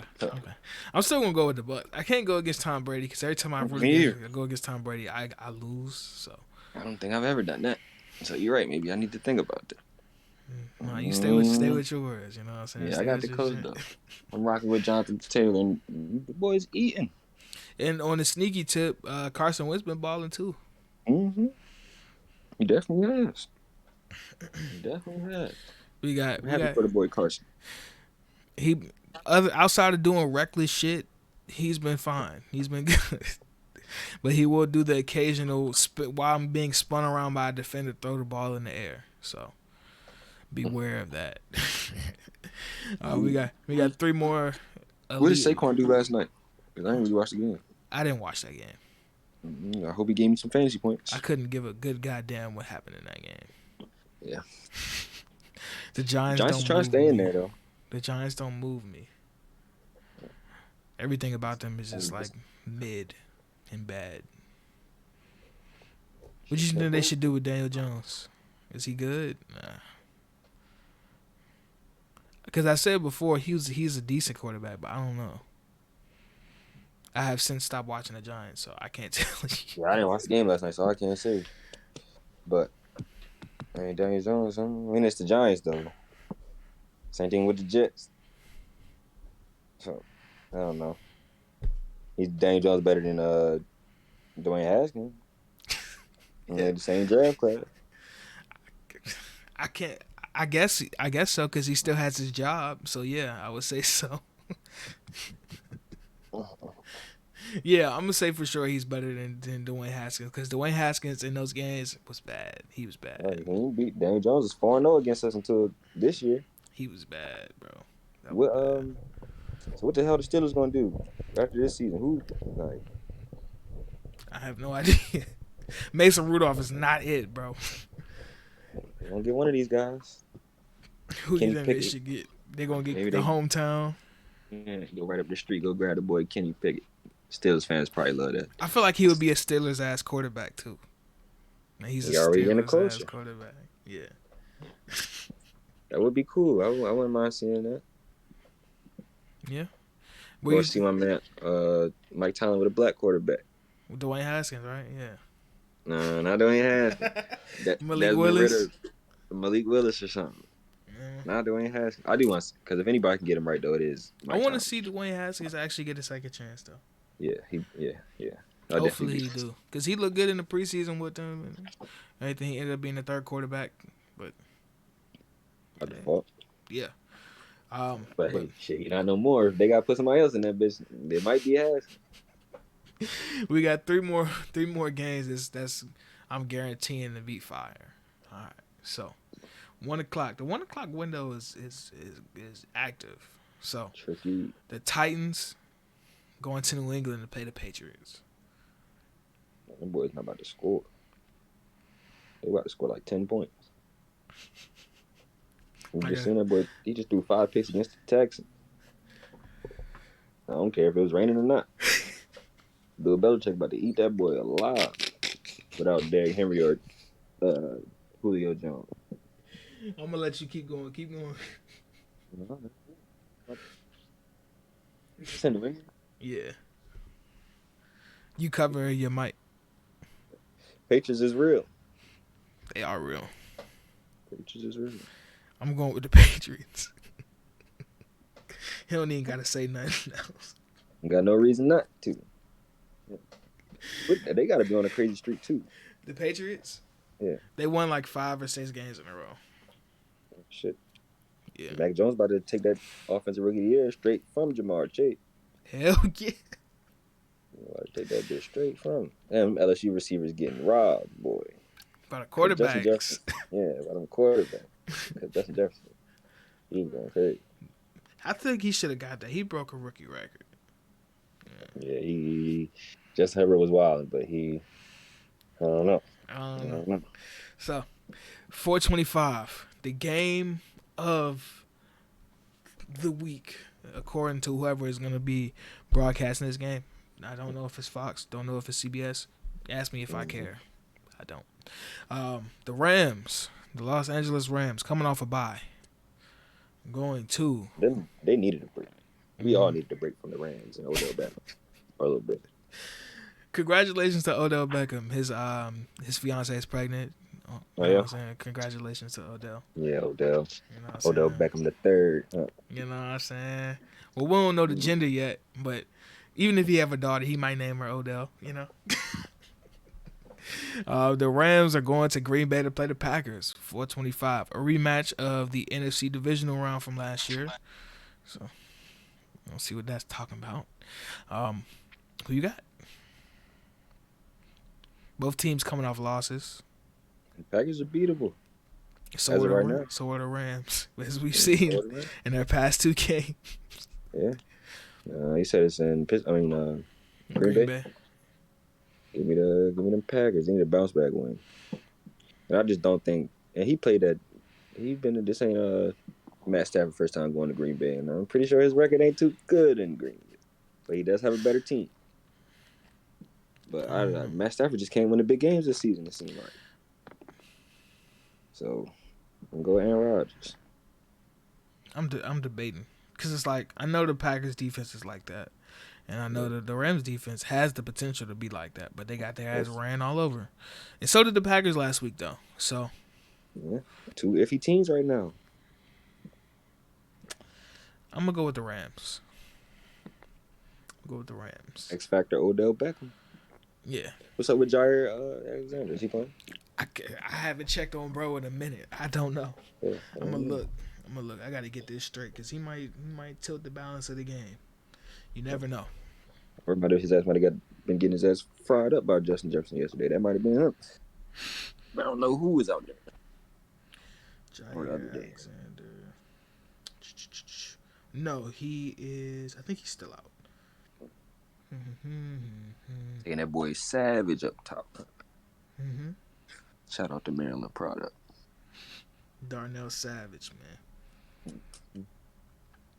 They got hella people out there. Darius Smith. You know who I forgot about too? DeMarcus Lawrence. He been out for a while. Mm-hmm. Forgot all about him. Damn. Is it gonna tell me, bro? What about Aaron Jones though? What did he got? COVID or is he hurt? He hurt his knee. I think he sprained his knee. Oh yeah, so he probably not playing next week either. I'm still looking for if he hasn't played. So Nah, he hasn't Yeah, he's played still on IR. since like week 4 or week 5. So maybe he will come back then. Who knows? All right, now. But they still cool on the running back positions. AJ Dillon, he all right. AJ Dillon, the quad father. People be coming up with the craziest names for people. The quad father. People got jokes. All right. So, the Sunday night football, Monday night football does not count. I don't want to watch Monday night football, even though y'all play on Monday night.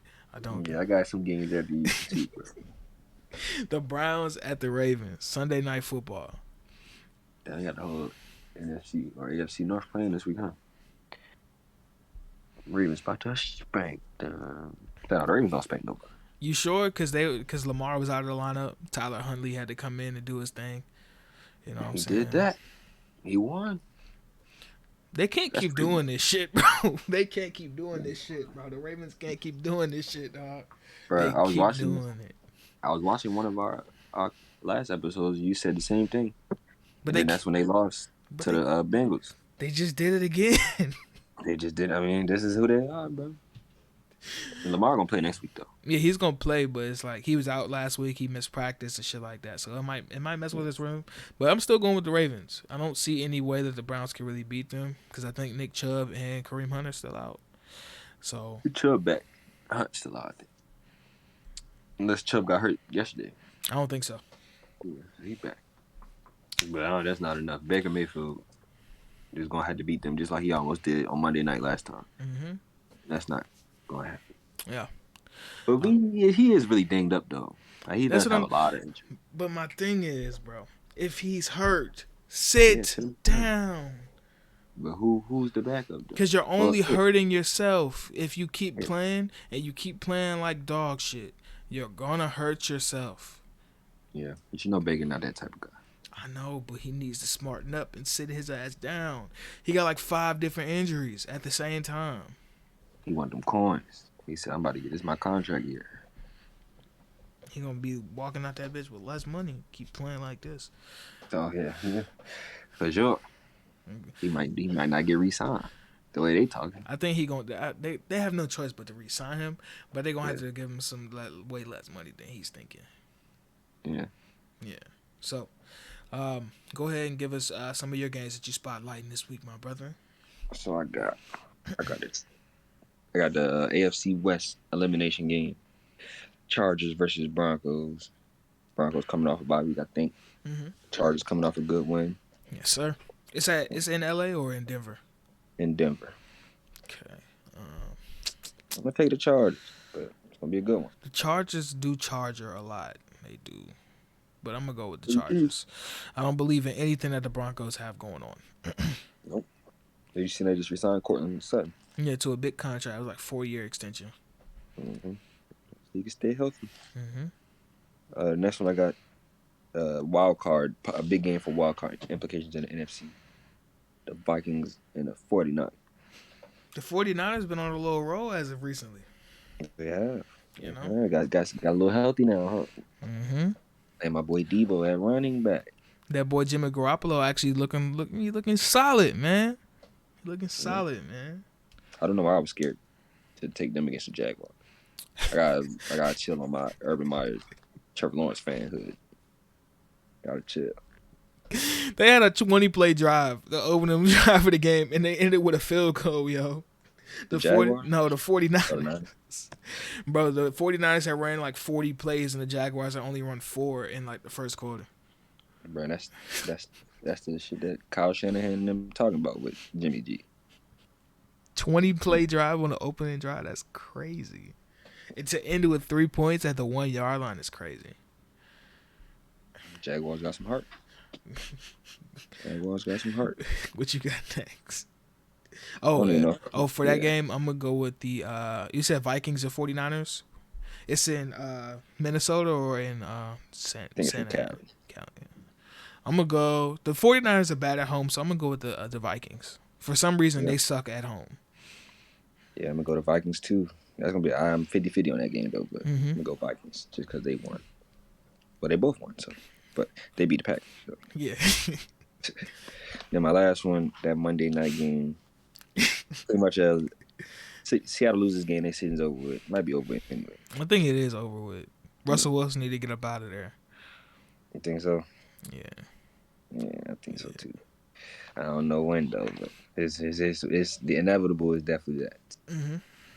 And then I got us, and we on a 2-game winning streak. We need that game to go be at 5 and 6. So just to keep. Y'all haven't played the Cowboys yet either, which is crazy to me. And it's week 11. We played the Eagles and the Cowboys 4 times, back to back. Yeah. So it's about to get real. That's why we need these games right now against Seattle. So I'm gonna go with y'all because I don't believe in anything that the Seahawks got going on. Remember we played Russell Wilson last year. He's coming off an injury, I think. I forgot what he hurt last year though. I don't remember. I think I remember that game though, but I don't remember what happened. It was a slotted game. We almost won. Oh, I do remember that game now. I do. Y'all was wearing white uniforms, right? Yeah. Yeah, I remember. It was in DC. Yeah, I remember that game. No, I don't know. I think it was in Seattle. Is it here or is it in Seattle? It's here this time. I think it was in Seattle last year. I'm pretty sure. Yeah.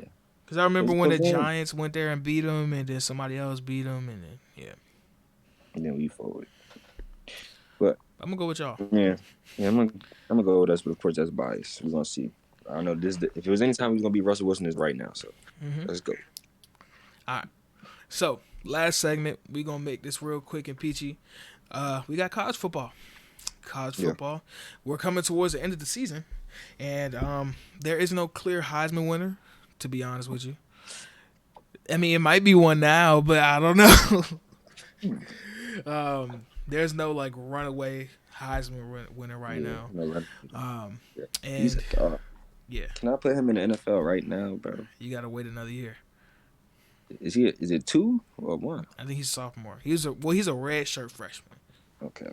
So, all right, yeah, so 1. Okay, that's good. I thought he was true freshman. Another week in college football. Another playoff chance smoked away. We missed last week, so we got to put 2 teams up, grind them up, put them in the pack, and smoke them away. The 2 O's, Oklahoma, 2 weeks ago, and Oklahoma. And I said Oklahoma twice. And Oregon this past week. Get him out of here. Michigan State.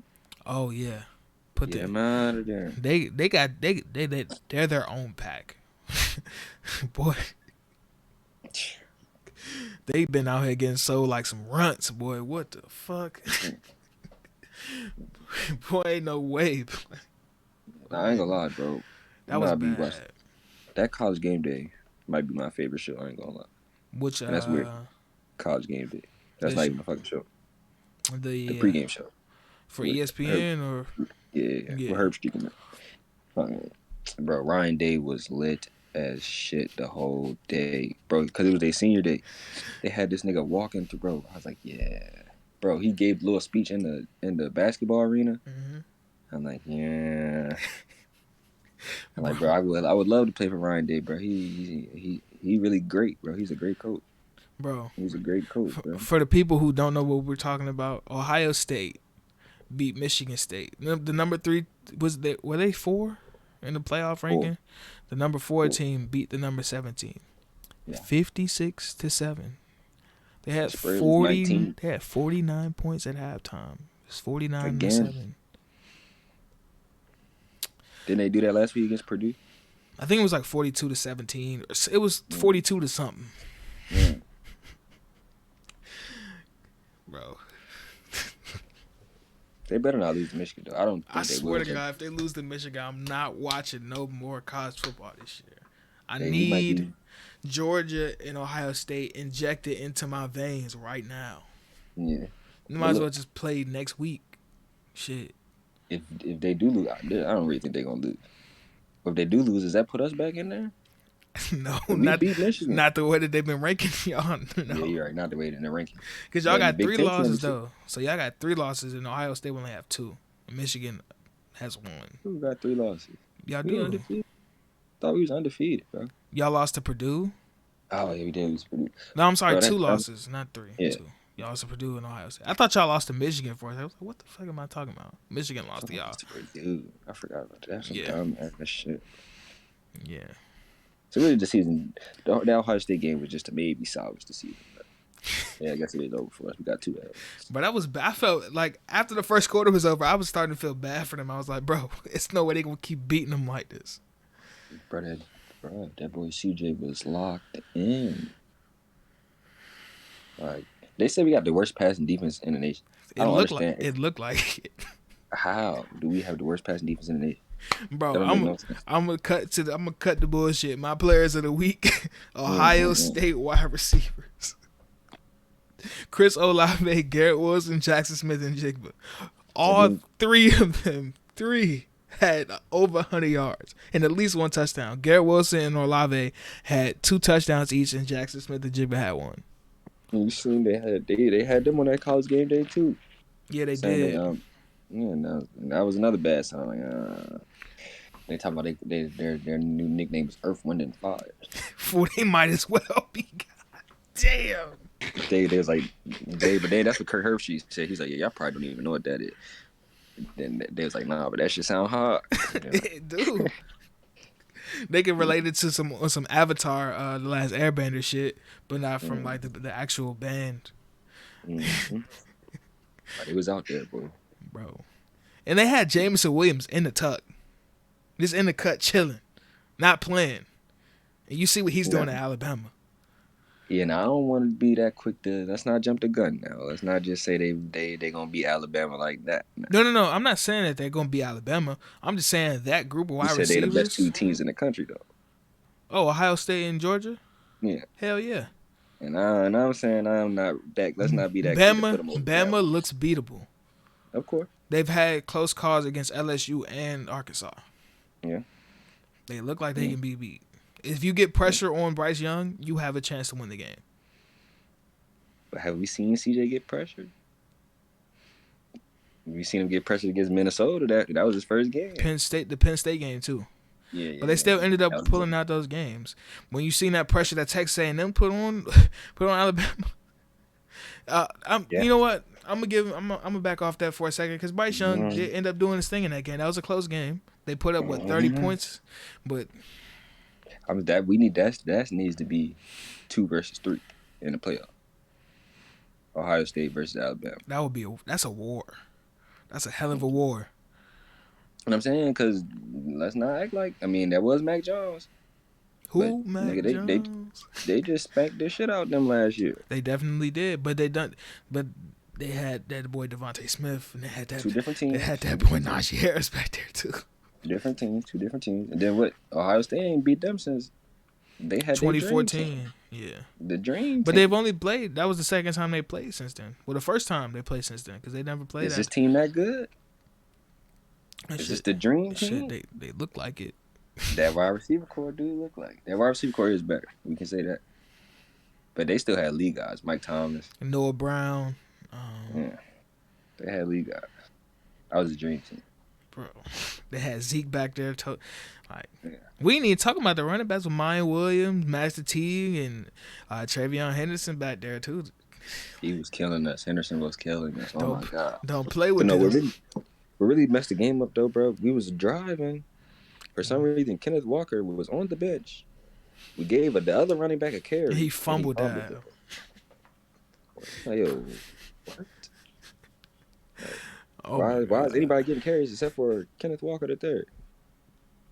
You gotta have to ask Mel Tucker, my brother. And then his ass went and sat right next to Kenneth Walker III. And I'm like, yeah, I know this nigga's blown right now. Both of them gotta be blown. He's like, yeah, this nigga just fumbled, and ain't no way. That was just a bad day. It's a bad day. That was a bad day. It's a bad day. Right. We spoke too soon. What the hell we giving this nigga $95 million for? I'm all for the black man getting $100 million, but. I think we spoke too soon. We ain't even let him beat Ohio State first. Spoke too soon. And Mel Tucker is. Well, coming from what they did last year, that's a hell of a turnaround, bro. Yeah, he is like that. And like I said, bro, Ohio State, in my opinion, is the second best team in college football because Alabama's very beatable. I feel like they're more beatable than they were last year or 2 years ago. For sure. I want to move on to something I was wrong about. SMU, Cincinnati. in the lost episode. We're going to call it the lost episode now. In the lost episode, Yeah. I predicted SMU to beat Cincinnati. Did we say that, or did we just say it was gonna be a good game? I thought we said it was I said that they were going to lose. I don't remember if I said they was gonna lose. You picked. I remember you saying you picked them, but it was gonna be close. Yeah. But I said they were gonna lose, and I was wrong. 48-14. They spanked the shit out of them, boy. 40. When I turned the game on, it was like 31-0. I was like, "What the hell?" You know, it was senior day though. I think it was senior day. Yeah, it makes a lot of things different. It makes a lot of things different. All across the country. Yeah. Yeah, I was wrong about that. But moving forward from that, Clemson. We haven't talked about Clemson in a few weeks. Clemson is trying to still win the ACC. They went out there and they showed that Wake Forest is levels to this shit, bro. Really levels to this shit, bro. Yeah. So. It is levels to this shit. They ain't there yet. They need a couple teams to win games outside of them, but if Clemson makes the ACC championship, they could definitely win at home. And go to the Orange Bowl. I think they just need Wake Forest to lose one more time. Mm-hmm. And then who they play this week? But really, that shit is weird. They said that Wake Forest UNC game didn't count. Yeah, because it wasn't. Yeah, that was stupid because they weren't on the schedule, so they counted it as a non-conference game because they're not in the same division. So it was weird. It's stupid. It don't make sense. Yeah, the ACC fucking up. What are y'all doing? Yeah.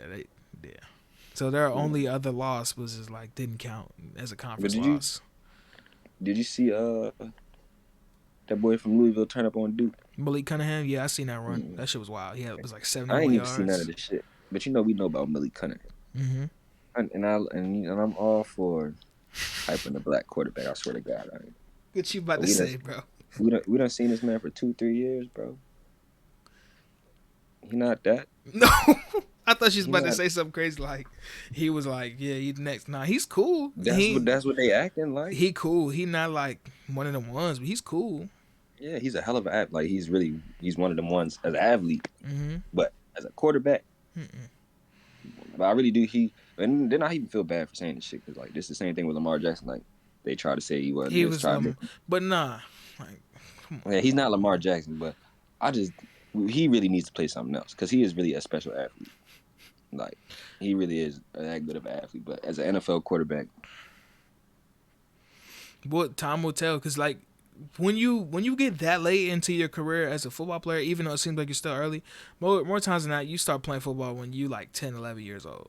He's probably 21 years old now, 22. Yeah, it's too late to change, huh? If you change, you're gonna have to start all the way over, and you're probably gonna be bad at it.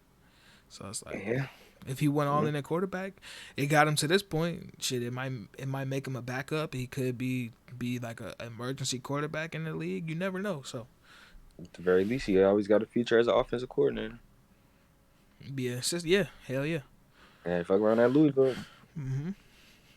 Well, maybe not right now. Maybe too young right now. But soon. Yeah. You could be a grad assistant. Shit. Yeah.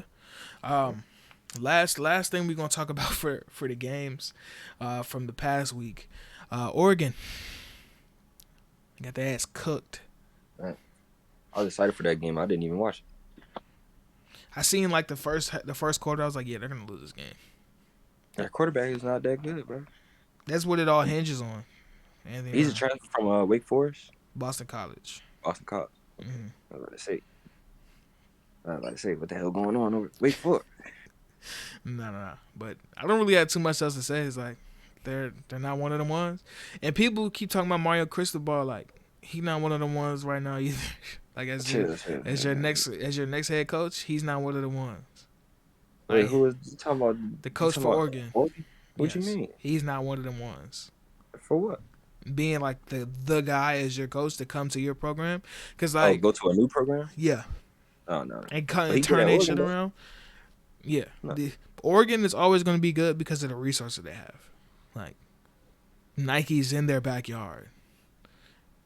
Yep. And they have the best facilities. They have some of the best facilities in college football because of Nike. I believe it. Why don't Under Armour do Maryland like that? I don't know. They kind of do, but Under Armour don't hold the same weight as Nike. Yeah, they don't got that bag, huh? They do have that bag, but they don't hold the same type of weight. You know what I'm saying? Yeah. And I'm pretty sure they did. One of the founders from Under Armour, did they go to Maryland? I'm not 100% sure about that. Because I know it's based in Maryland, but I don't know if they went to Maryland. But it's really a Baltimore company. So. Yeah, because Phil Knight went to Oregon. Like, he went there. Yeah. Type shit. True. Yeah, I'm not 100% sure about that. Yeah. Sure about that. They hooking us up with the jerseys, though. They are. Some of the uniform combos. Y'all need way more. A lot more than that. And bro, what's up with the basketball team? Why the fuck is we losing to George Mason? Shout out to Kim English, man. Oh yeah. That was missed on the loss episode. We did talk about that. Yeah, shout out to Kim English. I mean, Maryland, they gonna be all right. You know what I'm saying? Big Ten gonna be bumpy again. Well, speaking of what's up with Illinois? Shit, what's up with the whole Big Ten? We not looking as good as we did last year. Michigan looking mid. Ohio State is in the middle. They had I still haven't finished watching it. I got it like queued on the computer. Yeah. Ooh, I know this is off topic, but you know Andrew Nimhart got a little brother, right? Oh yeah. He plays at Creighton. They played Nebraska. He was hooping. I saw that. He was hooping. He was going dumb. Your boy they go to Milwaukee, play somebody today. Who they play? Can't remember. I'm trying to get the games of the week for this last week of college football because I forgot to write them down. Yeah. So I'm looking at it right now. Let me say my players of the week down. Go ahead. My players of the week, I got the Oklahoma State defense. 0 points given up against Texas Tech after Texas Tech just dropped 42-52 on Iowa State. It was some up there. I think it was like 38-40, something like that. Yeah, 30. Yeah, that's how it was. So, shout out to Oklahoma State. Got Oklahoma next week.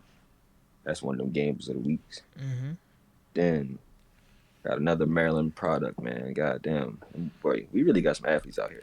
What is nothing else to do but play sports out here? Like, is that all we do? We don't have no attractions. ain't no like DC is here, but it's like DC is not like LA or like New York or nothing like that. It's its own thing. Because at this point, this shit getting ridiculous, bro. It really is. It really is. So shout out that boy Jordan Addison, Pittsburgh wide receivers from Frederick, Maryland. Oh, he way up there. Goodness me. 14 catches. That's what I'm saying, bro. This shit getting ridiculous. This shit everywhere. 14 catches? 14 catches. He had like 20-something targets, bro. 14 catches. 202 yards. 4 touchdowns. Sheesh. League him. He's a sophomore. I don't know if he's redshirt sophomore or what. But if he's a true sophomore next year, he got to be one of the top receivers coming out. So shout out that boy. All right. So, week 13, rivalry week for the most part. Indeed. We got a Thanksgiving game. Ole Miss, Mississippi State, the Egg Bowl. The Egg Bowl, bro. The Egg Bowl. Shit, that might be the best game on Thursday compared to the NFL game. It might be, bro. I don't think there's any good college basketball games on Thursday either. But moving on from that game, we got another rivalry game. This one, there's a bunch of games on Friday. North Carolina at NC State. That should be another interesting game. See what that boy Sam Howell be doing out there. 7 o'clock on Friday night. Hey, bro. North Carolina high school football got to be crazy, bro. North Carolina is another one of them states like Maryland. Yeah. I promise you. Like, I believe it. They just shit, that hurt. Saturday, we got Michigan and Ohio State. Obviously, both teams 10-1, 12 o'clock noon at the big house. You know what I'm saying? This is was this Ohio State's one of their second or third road tests? Because they haven't played that many, like, big road games. They played Penn State at home. They played Michigan State at home. Oregon at home. The only time they went on the road was at Nebraska, and they almost lost. They might have went to Purdue. Purdue was at home, too. So they ain't playing nobody on the road. So they're going to Michigan. Did they play Iowa? No. Going to Michigan, boy. That's gonna be a blowout. You think Jim Harbaugh gonna be able to get them boys straightened out so they can get If he wins that game, oh my God. regardless, we're gonna see an emotional Jim Harbaugh For or sure. whichever Harbaugh it is. Because if they get blown out, It's Jim, by the way. Jim. Yeah. If they get blown out, yeah. Jim Harbaugh is really a crazy person, bro. Yeah, he's a good hell of a coach. I don't understand. I mean, I guess the league wasn't for him. Because I'm sure he's making more money at Michigan anyway. So. Yeah. Fuck. What? He's crazy, bro. He wears like $8 khakis for Walmart. He wears like I don't think those glasses that he has are actually prescription. I think he just be wearing them. Stop it. Don't stop. He might be though, bro. He's a crazy person, bro. He wears cleats on the sideline, bro. What coach you know wearing cleats? That's a ball coach right there. I want my coach in cleats. You know? I want my coach be locked in like me, bro. Nah, that's funny, bro. I ain't know he wearing cleats. Yo, the Harbaughs is good dudes. They just are, unfortunate. bro. Just unfortunate the nigga coached the Ravens, and the Ravens got a shitty fan base. For the most part. Chill.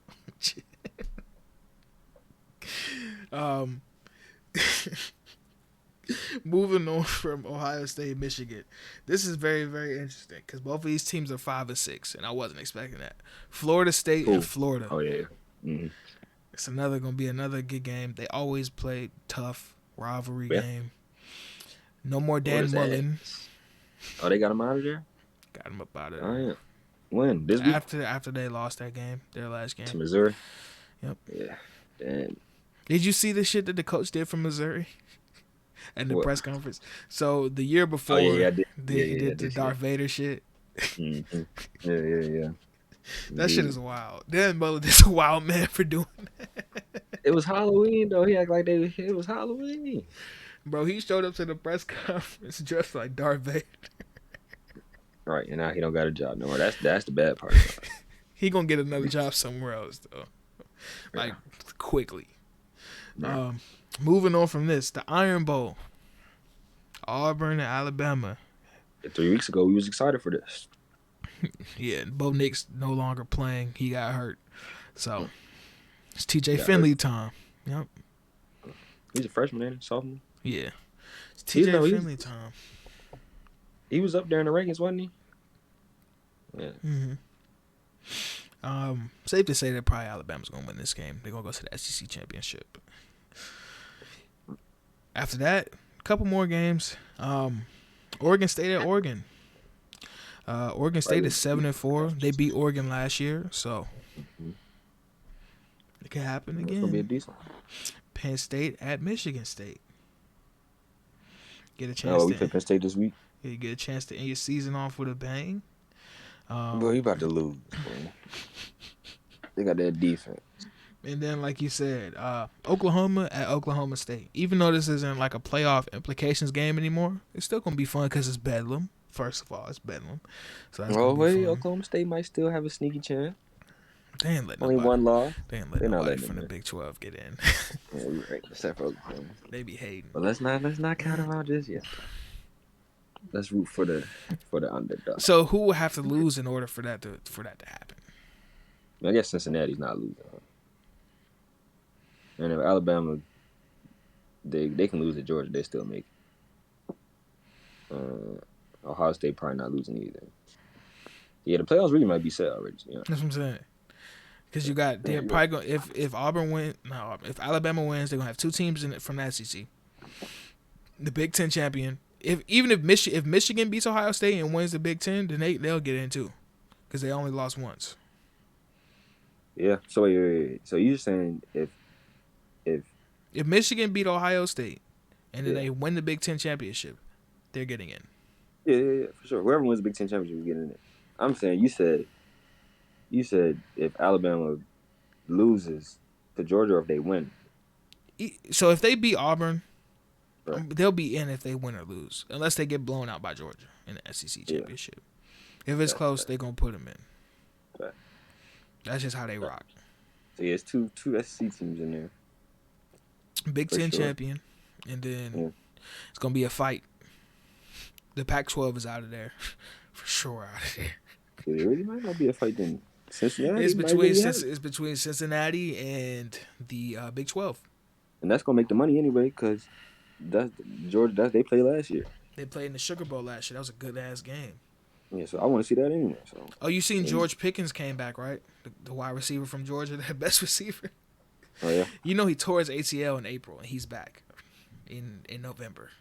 Boy, if he don't sit his ass down somewhere, nigga going to the league. He looked healthy in warm-ups. I don't think he actually played, but he was in full uniform and was warming up. They played Georgia Southern, so that would be the time to warm up. You're right about that. I guess it is. If it was any time to throw him out there, I guess it was. And they played Georgia Tech on Saturday, so it'd be another chance to warm up. So. You're right about that. But you seen, I just don't like that. Like when Jalen Waddle came back last year, I'm like, yo, what are you doing? But George Pickens hasn't really put anything on film to be like, I'm gonna be like a top receiver. Is that number 80, 88 or something like that? Number 1, the tall receiver. Mm-hmm. The one that was fighting against Georgia Tech last year. You remember when they got tangled up in the end zone and he like grabbed the dude by his face mask and slammed him into the wall, and then threw a punch at him.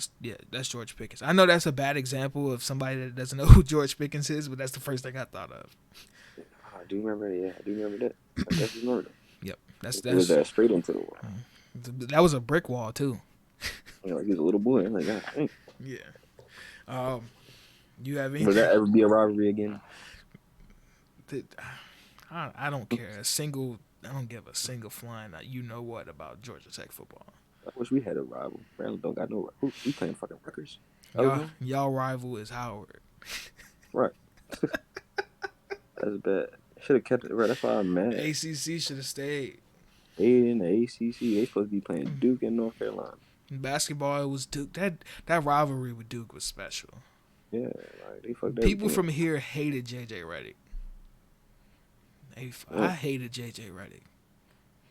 Hey, you seen? I ain't watched the video, but I need to watch that.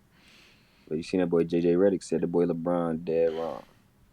I'm like, finally somebody that's not scared to fucking say LeBron is dead fucking wrong. This is the perfect way to end the show. We're gonna go back to what we started talking about first.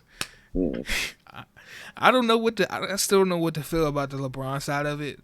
I'm still like Isaiah Stewart. You could chill though, bro. Like we hooping, bro. It's that's like the one dude at the park. If something like gets a little bit too much, he want to go fight everybody, and if he lose, he gonna go get a gun. So don't say all right. But look though, like you said at the park, that shit happened at the park. What's happening? Niggas is fighting. All right, that's what I'm saying. Like, and then somebody gonna start shooting, and everybody gonna run. Hopefully not all that, but you know that's how it happened. If this was LeBron James, bro, I'm just mad, and I'm a LeBron fan. And I'm just mad. I feel like he did this to a young guy, and he wouldn't have did that to nobody else.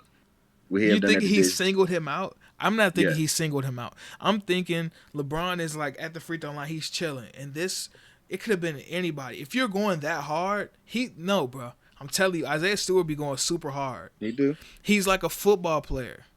It's like, bro, what you going so hard for? Chill, bro. LeBron is a football player too. But he was chilling, bro. He was, you know how LeBron always wipe his shirt and shit like that. That's the type of vibe he was on.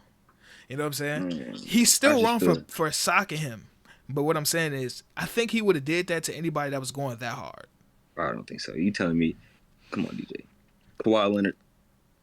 Kawhi Leonard's not going that hard for a rebound off a free throw. In the finals against LeBron, bro. This is game 16. Yeah, you're right. He's not doing that to nobody else except for Isaiah Stewart. Maybe he deserved that shit. I can't tell you. Nah, bro. As many times, bro. He wouldn't have did that. All right, what about Ron Artest? You know, damn well he wouldn't. And Ron Artest will box him out like that. He would have not done Ron Artest like that, bro. Who has he gotten into it like that? Nazi Muhammad. Yeah, he wouldn't do Muhammad like that. He wouldn't even did Jason Tatum like that the night before. If Jason Tatum did that. But LeBron's not that type of guy though. It's he's just not. that. So, but what I'm saying is he's not that kind of guy. But I can make an exception for if one time, nigga, you're blowing me. I'm finna just punch you on it. It might have been accidental. I might just punch you because you pissing me off. Come on. I'm not saying he's not wrong though. But I'm saying you just said you was gonna give him a pass for it. I'm gonna give him a pass for it. No. From what you're saying, I'm giving him a pass because I don't think he singled bro out. I'm not saying he singled out. I'm just saying if Cade Cunningham was under that If it's Cade Cunningham, they're talking to each other. They weren't talking. Isaiah Stewart is down here like a running back about to try to go get a rebound. Everybody else is chilling. That's his job, though, bro. He playing the game. He can't get mad at the nigga, bro. I understand LeBron not used to niggas getting physical with him. But come on. I understand it. I don't think it was like that as intentional as it ended up being. Yeah, I'm not saying it was intentional either. I'm just the intent to hurt. I don't think his intent was to hurt. No, he wanted to let that nigga know, chill, bro. Chill out. LeBron is a gentle giant. Yeah. And nigga, but you can't. That was his backhand that did that. Yeah. And he might have caught him with the boat because unless his hand can't really be that strong. But bro, he hit the hell out of him, bro. He hit him in his eye. And then I just think Isaiah Stewart should have just cooled it because they really like. To be honest with you, bro, when I was thinking about, it, I was like, bro, he might have been having like a meltdown, like a mental like breakdown, because think about it like this, you know, us, you know, yeah, that's what I'm saying, you know, us as young people, you know what I'm saying, we like, we can't go like that. I don't want to be portrayed as a bitch. I don't want to be portrayed as going like that, especially to LeBron, because people gonna be talking about you went like that. So it's like, yeah, it's like that. So you got that side, right? And then the other side is like, if I punch this nigga, I might be out of the league. If I beat his ass, I'm gonna be gone, right? So it's like the battle. He can do that to me, though. But it's a battle between the two. It's like, I want to fuck him up, but I can't. I don't want to be a bitch, but I can't. So it's like, you know what I'm saying? It's like that back and forth. That's why he was like, all right, bro, I'm chilling. Fuck no, I can't go like that. And it's just like back and forth, back and forth, back and forth. Yeah. If I'm him, I don't want to talk to nobody on the team except for Cade. Cade can holler at me. What you mean? Cade was trying. Bro, I don't want to hear. Bro, why is everybody trying to calm me down and not over there? Why is everybody trying to calm? Because LeBron wasn't upset. If LeBron was trying to go at him, niggas would have been holding him back. LeBron wasn't trying to fight, bro. Isaiah Stewart's the only person trying to fight. Because he is the only one that got hurt, nigga. Yes, I understand that. But what I'm saying is his other teammates were trying to calm the situation down because we're hooping. Bro, don't come calm me down, nigga. I'm bleeding. What you mean? Don't come calm me down. I don't know how the fuck I'm. Like, we want you to. Sense. No, we calming you down because we need you to win this fucking game. That's even more important than trying to fight somebody because they hit you. So what? Did he call you a bitch? Did he call your mother a bitch? We don't know what he said. He didn't say anything. I don't know. Bro. Did he disrespect you verbally? He was talking and then he got turned up. See, the only fights that I see as like fair game was the only recent fight that we had was Chris Paul and Rondo. Because Chris Paul said Rondo spit in his face, and it looked like he spit in his face, but Rondo be wearing big-ass mouthpieces. The motherfuckers be like this thick. And Rondo socked Chris Paul in his shit. Oh, yeah. And then Brandon Ingram came in with the cleanup out the cut, though. He came from half court. Exactly. Yeah, exactly. I want a nigga like Brandon Ingram. Be on my side when shit. I don't give a fuck about Brandon Ingram. Give a fuck about nothing. What do you think is gonna happen? Say for instance, it's Sadiq Bey. Not Sadiq though. We don't want Sadiq to do that. Not Sadiq. You right. They don't got nobody on their team that's an enforcer except for him. All right. So let's say Jeremy Grant then. That's from Maryland too. We don't want him either. All right. Then who you want? Frank Jackson. Like Frank Jackson a little. Right, Corey Joseph not finna do nothing. So it's like. What you want, Dwayne Casey to run out there and punch him in the face?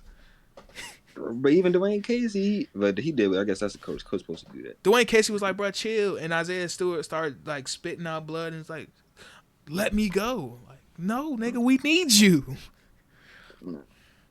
So what is the best possible scenario that would come of that if they were to let him go? I'm just saying, at least let them holler at Brian. They get, bro, that shit makes things worse. Like, what you mean? Niggas piling that just instigates the situation even worse, bro. No, what will instigate the situation worse, which leads to people dying. I'm not talking about in this situation, just in general. Say for instance, if he, all right, so let's role play. He fights LeBron. LeBron pop his ass 3 times, bop bop bop, and he loses. It's over with. Then what? Now it's way worse. Yeah, but that's what I'm saying. I mean, I understand this is LeBron James, but he's not a god, bro. No. What I'm saying is, it could have been, say for instance, if it was Dwight Howard and Isaiah Stewart, and if you would have let them go, and either one of them was supposed to was gonna lose, it's gonna get worse because he's like, I want my rematch back. You get what I'm saying? But it's not the streets, bro. It's the league. But you're right. I am acting like it is the streets because if in the streets, yes, LeBron's getting cut. That's what I'm saying. LeBron is up here, bro. You're not finna touch him. Even when Kobe was at that level, you're not finna touch Kobe. He got into a fight that was in 01. I'm talking about at this point in his career. If Kobe was getting into a fight in 2014, 2015, what kind of sense does that make? He don't do, but exactly. I mean, not saying LeBron did because we ain't never seen LeBron do nothing like that either. But Kobe ain't never do nothing like that. Kobe used to. Besides his teammates in practice. I mean, hitting the niggas, but Kobe be talking crazy. Yeah, the verbal is fine. The verbal might be going too far. First, you can say whatever you want. It's up to me to take exception to it. See, the thing is, another part of it is right. If you're playing basketball and somebody hits you, right? Right, that's not part of the game. No, listen, just let me finish. So, if you playing basketball, mind you, he didn't see the replay, so he didn't see that the nigga backhanded him, right? So if we playing basketball and I'm super physical and I'm bumping into people and doing all that other kind of stuff, I'm expecting to get hit. And if I bleed, damn it, I bleed. Like, I played basketball multiple times where I'm playing super hard and I get cut on my arm or somebody scratched the shit out of my arm or my hand or something like that, and I let it go. Because it comes with playing physical basketball. Even if somebody was to hit me on accident or if somebody was to... been mad as hell. I'll tell you like this. I've had this tooth right here knocked out. Thon Maker in a game. So look, mind you, at the time I'm 5'6", he's 6'8". Okay? Yeah, that's a big part of it. So I'm going to get a rebound. And I'm like, going to get a rebound. And he goes through and goes like this. Knock my tooth out. You want me to fight him? Or you want me to just let it go? That's part of the game. And you ain't had no reason being down there. I was the center. I know. We got our ass whooped. Yeah, that's different, bro. We talking about 2 6'8" niggas. But and a bow is different. He ain't had a ball to be swinging. Thon Maker had the ball when he was swinging the bow. All right, so let's go to another elbow situation. The Ron Artest and James Harden shit. What about that? You think James Harden should have got up and just tried to fight that nigga? He couldn't. He was out of there. Was he really knocked out? He just probably got his equilibrium messed up. And that's Ron Artest though. Like, niggas not trying to. No disrespect to LeBron James. What do you get out of fighting LeBron James? Nothing. Then why are you trying to fight the nigga, bro? He hit you. Bro. Let it go. Bro. We hooping. I'm getting paid that bag, bro. I'm not finna risk it. Niggas know I don't go like that anyway. If it's anybody else, I'm not going like that. But in this situation, be a man, take the L, bro.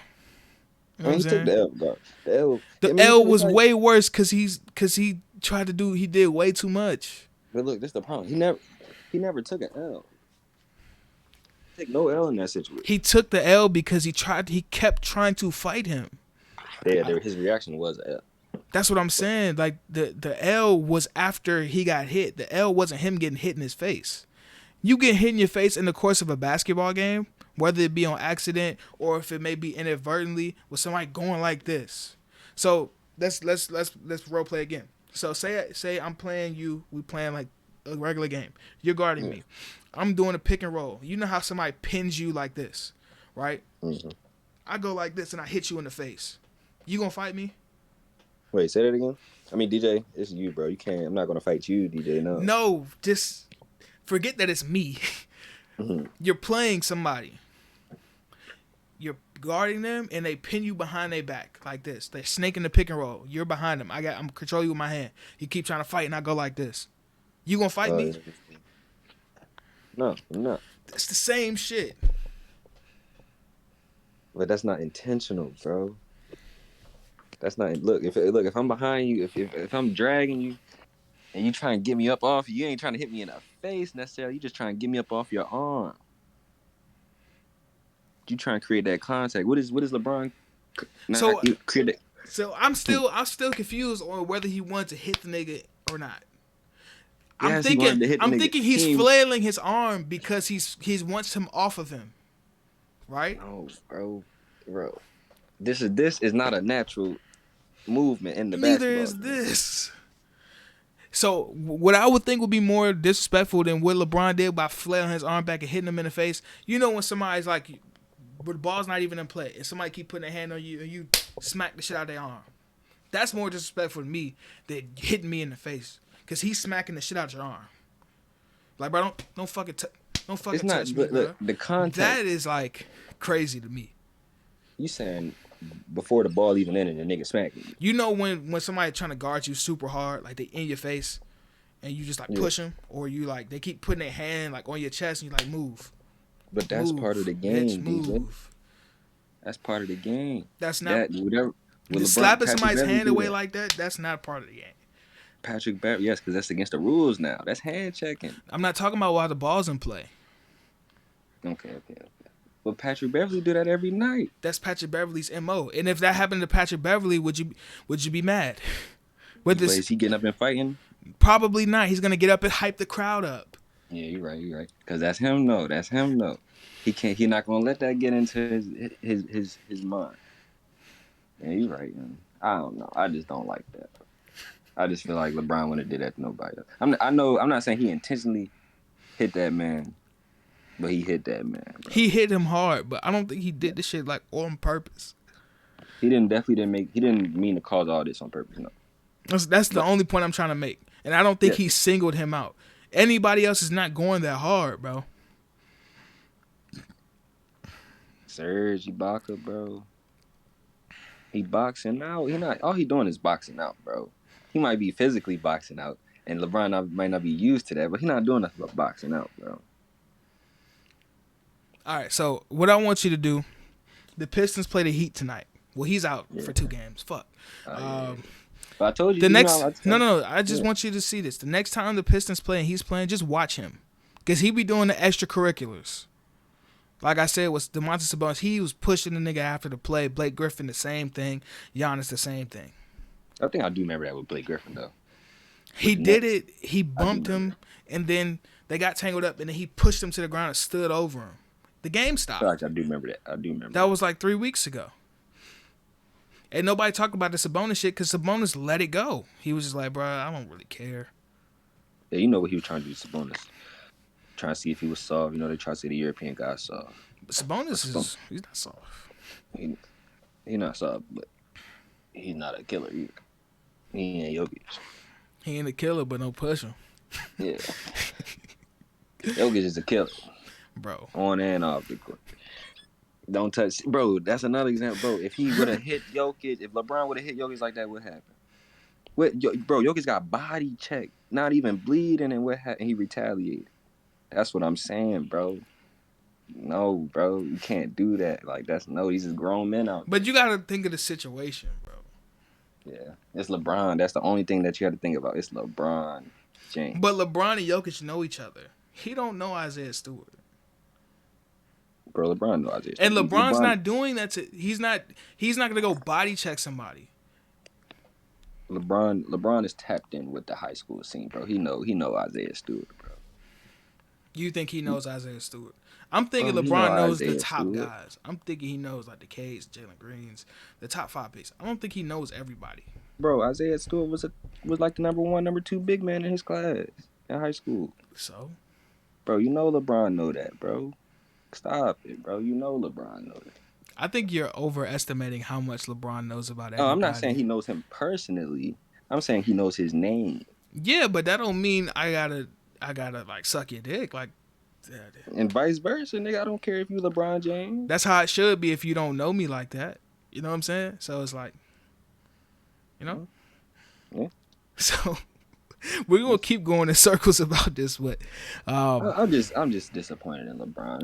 We're not even supposed to be talking about this with LeBron, to be honest. You gonna wait till you 36, 37? I feel like he letting these young niggas get in his head, bro. I really feel like he letting these young niggas get in his head, bro. Because he got in a situation like a week ago, didn't he? Well, who? I can't remember. I just feel like he just was in a beef with a young guy like a week or 2 ago. I don't think so. I don't know. You may be thinking about Russ or Carmelo. Carmelo got Yeah, into it with Lou Dort.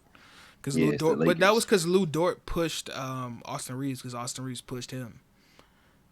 Yeah, that's what I'm saying. The Lakers. And then Russ got into it with Darius Bazley because he dunked the ball at the end of the game. Right, like, bro, we don't have to respect y'all. But that's just like some young clashing with the old thing. Exactly. We don't have to respect them. That's, how the OG say we got. We coming for your neck. Respect those. Yeah. I respect you, but I'm coming for your neck, brothers. Yeah. And the Lakers want too much respect out there. They ain't think they was gonna be down by 15 to the Pistons. That's why bro, if they up by 15, is he smacking that nigga? No. He's probably not in the game. I don't know, bro. Exactly, bro. We're going to keep going in circles about this. We're going to have to wrap this shit up. Yeah, we're going to wrap it up. But LeBron, last thing I'm going to say, fuck around playing that. That was a spark. You know how they be doing. Just like the coach getting ejected? Yeah. All right. Yeah. LeBron had to be one of them real quick. And it just came with Isaiah Stewart's face. Okay. I can respect that. I can respect it. I can respect the opinion. So, with that being said, this was another episode of the Cozy Corner in the Books. We actually got this one done. The audio is gonna work. And another banger. You know what I'm saying? If you like it, go ahead, leave a like. Hope you enjoy the banter. Leave a comment down below. Subscribe. Other than that, man. Subscribe. Until next time, my brothers, sisters, stay cozy.